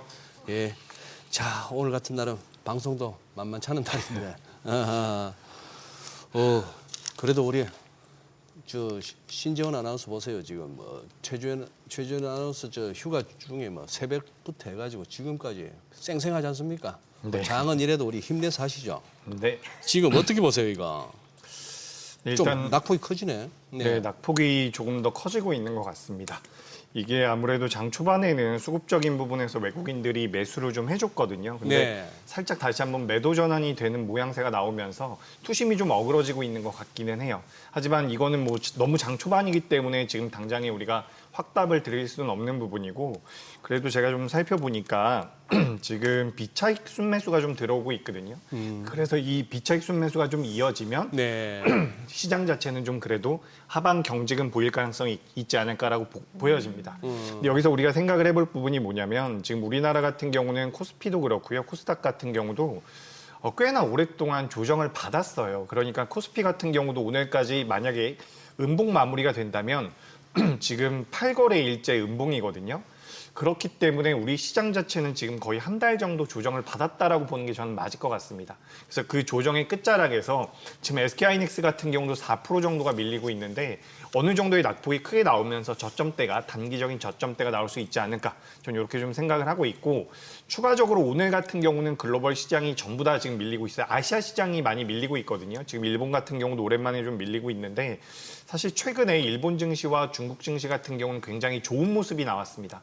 일본 같은 경우도 사상 최대치를 계속해서 경신을 하고 있었고, 중국 같은 경우도 근 10년 내에 가장 높은 지수대 60대까지 올라와 있는 상황이기 때문에 우리나라가 어떻게 보면 국내적인 요소로 인해서 다른 나라들에 비해서 좀 상대적으로 약했다라고 보는 게 어떻게 보면 좀 합당하다라고 보여지거든요. 그래서 이 세제 개편안에 관련되어 있는 부분들이 빠르게 좀 확실하게 불확실성이 좀 제거가 돼야지만 우리 시장에 대한 뭐 수급적인 부분이라든지 불확실성 제거로 인해서 수급이 개선될 수 있지 않을까 이렇게 생각을 하고 있습니다. 그래서 저는 일단 계속해서 그런 말씀 드렸던 것 같아요. 기다리는 조정은 오지 않는다라고 하는데 좀 기다려보실 필요가 있겠습니다라고 말씀드렸던 게 지금 우리가 ADR이라고 이야기하는 게 있어요. 상승하는 종목과 하락하는 종목의 비율을 나타내는 거거든요.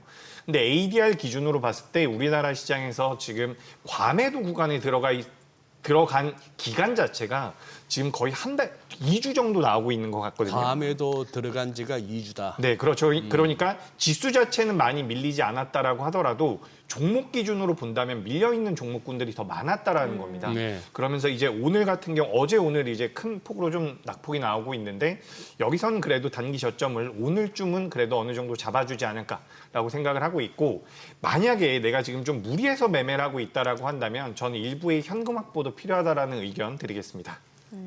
오늘 두산 그룹주가 많이 빠지는 이유가 있네. 지금 두산이 8%고 두산 에너빌리티가 9%, 뭐 두산 밥캣, 두산 로보틱스 다 우선주까지 빠지는데 왜 네. 특히 어제는 또 어떤 원전 악재가 관련주 때리기가 있었던 네. 건가요? 일단 뭐 두산 에너빌리티에 대해서 이야기를 안 할 수가 없을 것 같은데요. 네. 지금 원전 쪽에 대해서 좀 이제 독소 조항들이 하나씩 공개가 되죠. 독소 조항. 그런 내용들이 좀 그게 왜 이제 공개됩니까?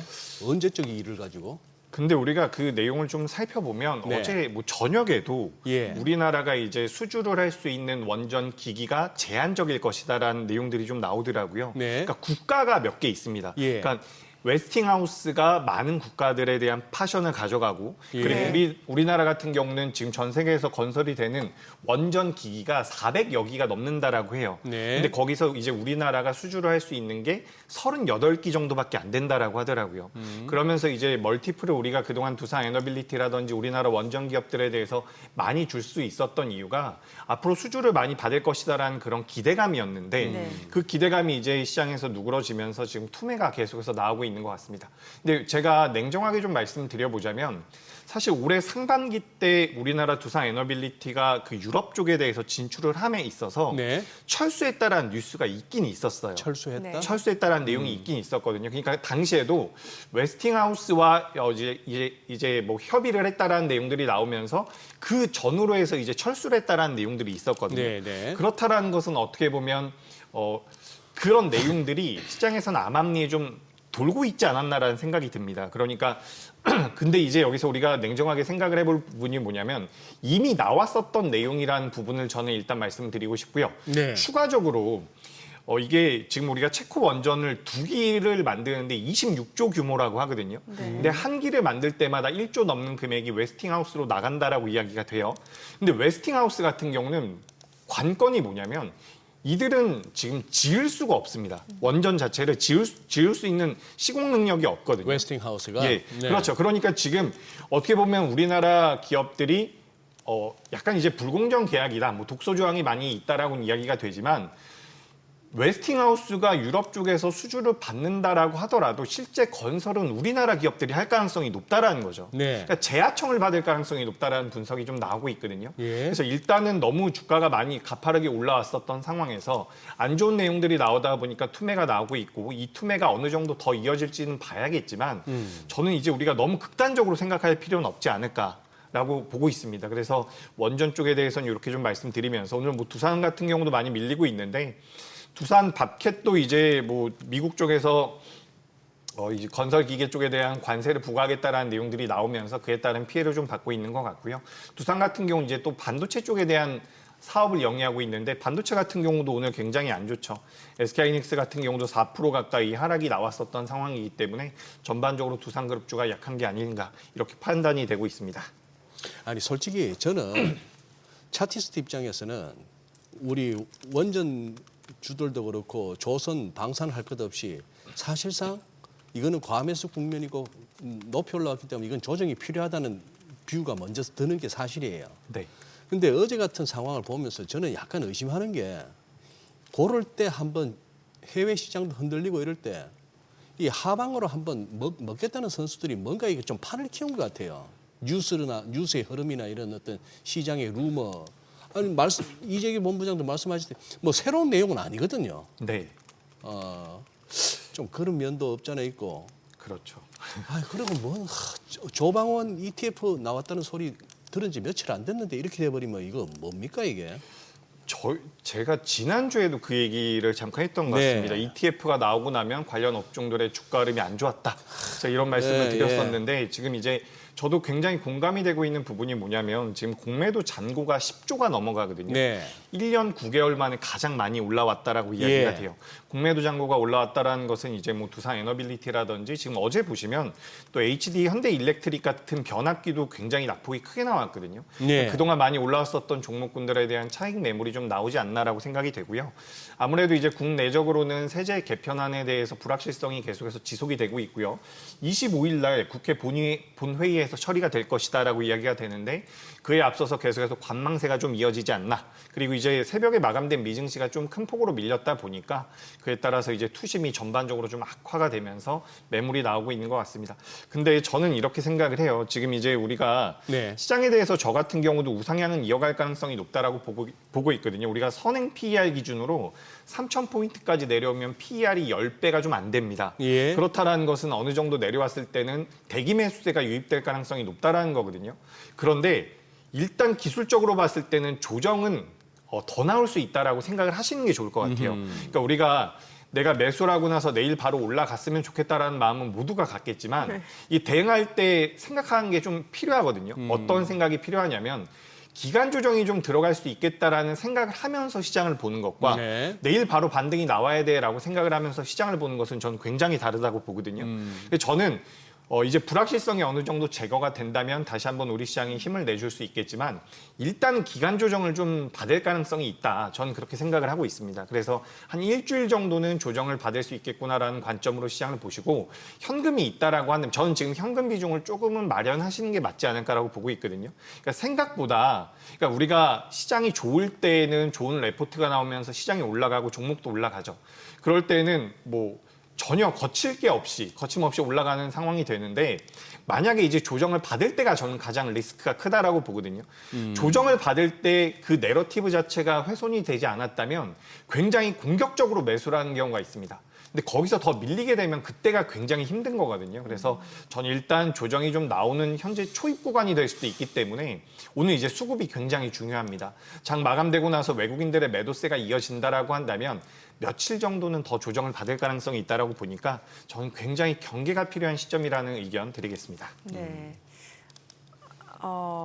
우양이 지금 20% 가까이 올라가요. 우양 냉동김밥 관련. 김밥. 네, 맞습니다. 냉동김밥. 근데 보니까 핫도그도 만들고 또 우양뿐만 아니라 오늘 제가 오르는 섹터가 뭔가 했더니 냉동김밥, 김밥 관련주라고 해서 네. 풀무원, 한성기업은 그 맛살? 네, 맞죠? 맞습니다. 맞죠. 그리고 풀무원도 그렇고 미국에서도 보니까 코카콜라, 맥도날드 이런 쪽이 또 올라가더라고요. 예.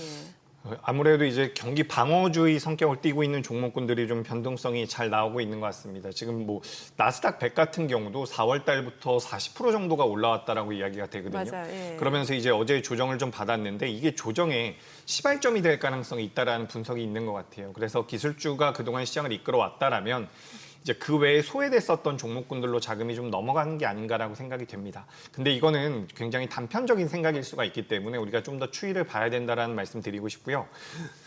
지금 S&P 500 같은 경우는 PBR 기준으로 봤을 때 굉장히 고평가가 되어 있는 부분이거든요. 과거 닷컴 버블 때보다도 더 많이 올라와 있다라고 이야기가 되고 있고요. S&P 500 중에서 상위 50개 기업이 그 전체 시가총액의 70% 이상을 차지하고 있다라고 이야기가 돼요.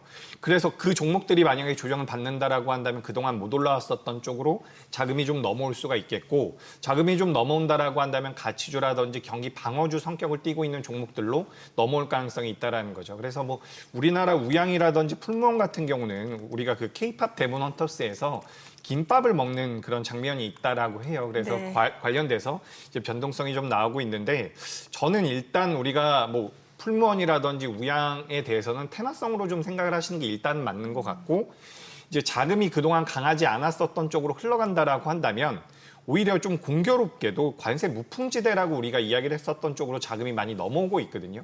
그러니까 뭐 엔터 쪽도 마찬가지고요. 엔터 쪽이라든지 뭐 게임주들 같은 경우도 오랜만에 반등이 좀 나오고 있는데, 그러니까 자금이 크게 좀 흘러가고 있다라고 보시면 좋을 것 같습니다. 그러니까 그동안 시장에서 굉장히 좋았었던 쪽에서 차익 매물이 어느 정도 나오면서 다른 쪽으로 좀 퍼지고 있다.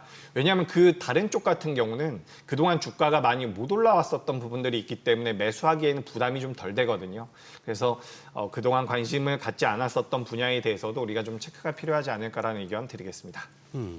예. 그러니 어떻게 보면은 지금 돈 갈 데가 마땅찮다 하는 그 얘기도 되네, 그죠? 네, 지금 맞습니다. 시장 내에서 미국도 보니까 그동안 지수를 끌어왔던 M7을 비롯한 빅테크들이 좀 밀리고 좀 덜, 어쨌거나 뭐 비싼 거는 빠지고 그동안 좀 눌려 있거나 관심 못 받던 종들이 이제 좀 덜거리고 뭐 그렇게 봐야 되겠는데, 예. 지금 아까 그 잠시 그 뭡니까 저 장중 시황에서도 소개됐는데 이거 드라마 중국이 우리 드라마에 대해서 뭐 규제를 완화했다? 어떤 내용이길래요? 일단 뭐 중국에서 네. 뭐 일본 작품이나 뭐 한국 작품이나 뭐 리메이크라든지 어쨌든 이 컨텐츠가 유입될 수 있도록 규제를 좀 완화하겠다라는 내용들이 나왔거든요. 중국에서? 네, 그렇습니다. 그래서 네. 뭐 중국에서는 이 한알령이라는 자체, 그 용어 자체에 대해서는 인정을 하지 않고 있어요. 자기네들은 한알령 같은 걸 한 적이 없다. 근데 이제 아, 그래요? 우리나라에서는 그 입장이 다른 거죠. 실질적으로 이제 한알령이 시작이 되고 나서 사드 배치 이후에 한알령에 대해서 규제가 좀 있었다라고 보시면 좋을 것 같은데, 당시부터 이제 엔터라든지 그리고 컨텐츠 쪽 같은 경우는 매출이 급감을 했습니다. 그렇기 때문에 뭐 이번에 10월 말에 에이펙에서 시진핑이 방한을 할 수 있다라는 내용들, 그리고 그로 인해서 한알령 해제 쪽에 대한 기대감이 계속해서 좀 부여가 되고 있죠. 그래서 관련되어 있는 내용들이 어제도 나왔고요. 오늘도 제가 좀 따져보니까 우리나라 아이돌 가수가 중국에서 공연을 한다라고 해요. 그래서 그런 부분들이 이제 조금씩 이제 완화가 되면서 우리나라 기업들이 중국 쪽에 대한 매출을 가져간다면, 이 엔터 쪽 같은 경우도 그렇고 콘텐츠 쪽 같은 경우도 어떻게 보면 관세에 대해서는 무풍지대거든요. 그렇기 때문에 지금 가만 보시면 관세에 대해서 우리가 시장에서 좀 관심도가 멀어지는 것 같고, 관세에 대해서 트럼프가 계속해서 했던 말을 바꾸고 하다 보니까 과거처럼 그렇게 파괴력이 없는 것 같지만, 그래도 우리가 이제 투자를 함에 있어서 시장에 접근을 하면서 시장 참여자로서 본다면 관세에 의해서 좌지우지 되는 쪽보다는 관세 무풍 쪽에 대해서 관심을 좀 가져볼 필요가 있지 않을까. 그래서 지금 컨텐츠 쪽 같은 경우는 어제 같은 경우는 뭐 스튜디오 드래곤이라든지 규모가 좀 있는 기업들 같은 경우도 변동성이 굉장히 잘 나왔거든요. 그러니까 이런 기업들이 지난 한알령이 시행이 됐었던 그 시기 동안 만들어 놨었던 작품들이 있습니다. 그 작품들을 중국 쪽에다 공개를 하면 뭐 1년에 400억씩, 300억씩 이렇게 매출단이 올라올 것이다라는 분석들이 나오고 있기 때문에 이런 기업들 같은 경우는 그동안 주가가 많이 못 올라오기도 했었고, 아까 전에 말씀드렸던 것처럼 기술주 위주에서 다른 쪽으로 자금이 옮겨간다면 전 매력적일 수 있다라고 생각을 하고 있어요. 게다가 이제 우리나라 정부에서도 뭐 정책적으로도 K 컨텐츠 자체, K 컬처 쪽에 대해서도 계속해서 육성하겠다라는 이야기들이 나오고 있어서, 최근에는 뭐 컨텐츠 관련돼서 뭐 사마 네트워크스 같은 경우는 어제 상한가에 들어가기도 했더라고요. 그래서 이런 기업들 위주로 좀 봐보시는 것도 현재 시점에서는 그래도 좀 대피처가 될 수 있다, 피난처가 될 수 있다라는 말씀을 드리고 싶고, 최근에 우리 시장 보면 굉장히 특징적인 게 많이 올라온 종목들이나 많이 상승한 종목들을 보면 약간 생소한 기업들이 많습니다. 그러니까 우리가 시장이 좋을 때는 대형주들이 좋은 모습을 보이는데, 시장이 약간 혼란스러워지거나 상승이 어느 정도 조정장으로 들어가는 그런 구간에는 작은 기업들이 변동성을 또 많이 보여요. 네. 그래서 최근에 보이고 있는 강력한 시세를 보이고 있는 종목들을 보면 말씀드렸던 것처럼 생소한 기업들이 많습니다. 예를 들면요? 그렇기 때문에 예를 들면 뭐 작은 기업들이죠. 작은 기업들, 상장한 지 얼마 안 된 기업들도 많고요. 그래서 이런 기업들 같은 경우, 이런 기업들이 시장에서 움직이고 있고 분위기가 바뀌고 있다는 것은 대형주보다는 그동안 시장을 이끌어왔었던 종목들보다는 다른 쪽에 대한 관심이 필요하다는 부분과 현금의 확보도 중요한 시점이 아닐까, 저는 이렇게 보고 있습니다. 때마침 한라캐스트가 오늘 상장한 종목이죠. 오늘 상장한 종목인데 지금 23%. 한라캐스트가 어떤 기업이에요? 한라캐스트 제가 살펴보지를 못했는데 예. 지금 컴퓨터도 멈춰가지고 제가 볼 수가 없네요. 예. 근데 최근에 이제 상장된 지 얼마 안 된 기업들의 주가 흐름이 굉장히 잘 나오고 있거든요. 근데 이제 우리가 상장이 되면 상장할 때는 우리가 드레싱 과정을 거친다라는 이야기를 가끔씩 해요. 드레싱. 그러니까 회사가 가지고 있는 실제 가치보다 예. 좀 더 멋지게 꾸며서 상장을 시키는 경우가 많죠. 아. 그렇기 때문에 저는 뭐 보호예수 물량을 우리가 체크하는 부분들도 필요하겠지만 결국에 신규 상장주들 같은 경우는 실제 가지고 있는 가치보다 고평가되어 있을 가능성이 높습니다. 그래서 저는 투자의 관점으로는 신규 상장주들에 대해서는 그렇게 우호적으로 말씀을 드리진 않는데 만약에 트레이딩 관점으로 보신다라고 한다면 이런 기업들 같은 경우도 체크가 좀 필요하지 않을까라고 보고 있어요.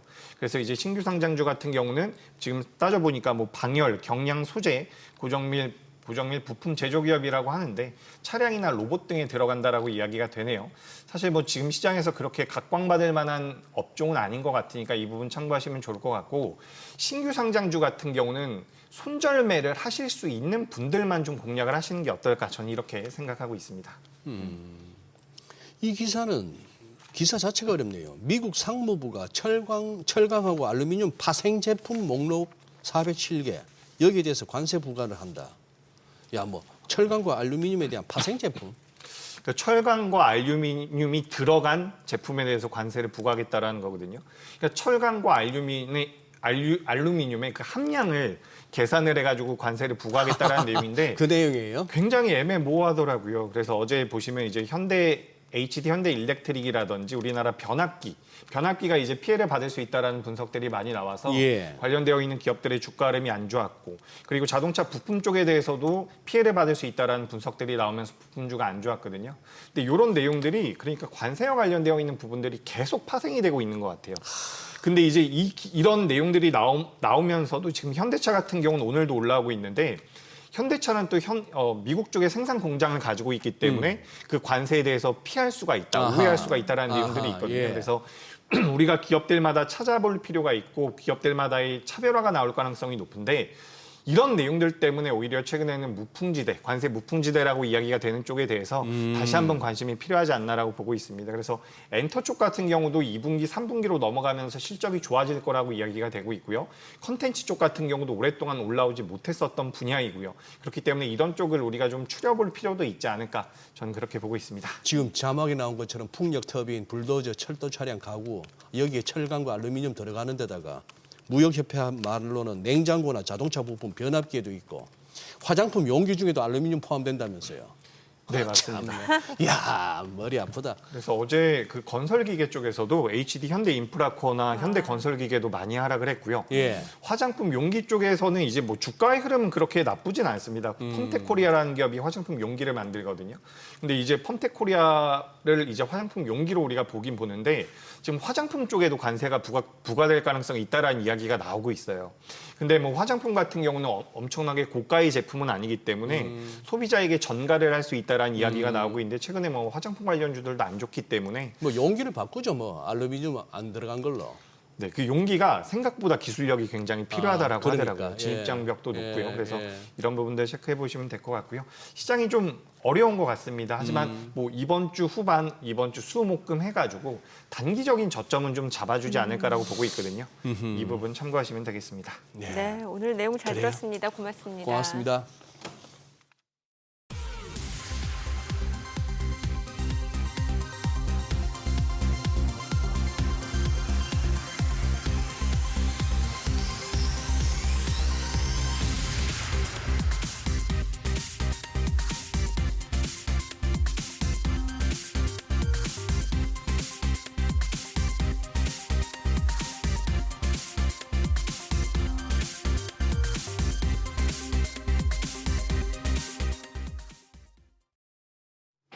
네, 뭐 정말 쉽지 않은 장인 것 같습니다. 진짜 뭐 말씀 주신 대로 이번 주 내에 좀 저점이 잡히면 좋겠다는 생각이 드는데 글쎄 어떤 정책적인 부분도 좀 체크를 해봐야 되기 때문에 사실 국내 증시는 그 부분도 많은 영향을 줄 수밖에 없는 상황이잖아요. 그렇습니다. 예. 뭐 이렇게 정치 얘기는 어디든 빠질 수가 없습니다. 그렇죠. 정치와 정책이 예. 결국 뭐 규제까지 포함해서 그게 보면 어떻게 보면 제일 크죠.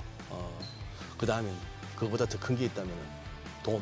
네, 조금. 유동성. 조금 있어 보이게 얘기하려면 유동성. 유동성. 네. 자, 저희 방송 중에 전해드린 내용과 관련해서는 모든 투자 판단의 책임은 투자자분들께 있다는 점 알려드립니다. 네, 세상의 모든 돈 되는 정보 머니쇼. 오늘은 여기서 인사드리겠습니다. 여러분의 모든 경제 SBS 비즈가 함께하겠습니다. 저희는 내일 오전 8시에 찾아뵙겠습니다. 고맙습니다.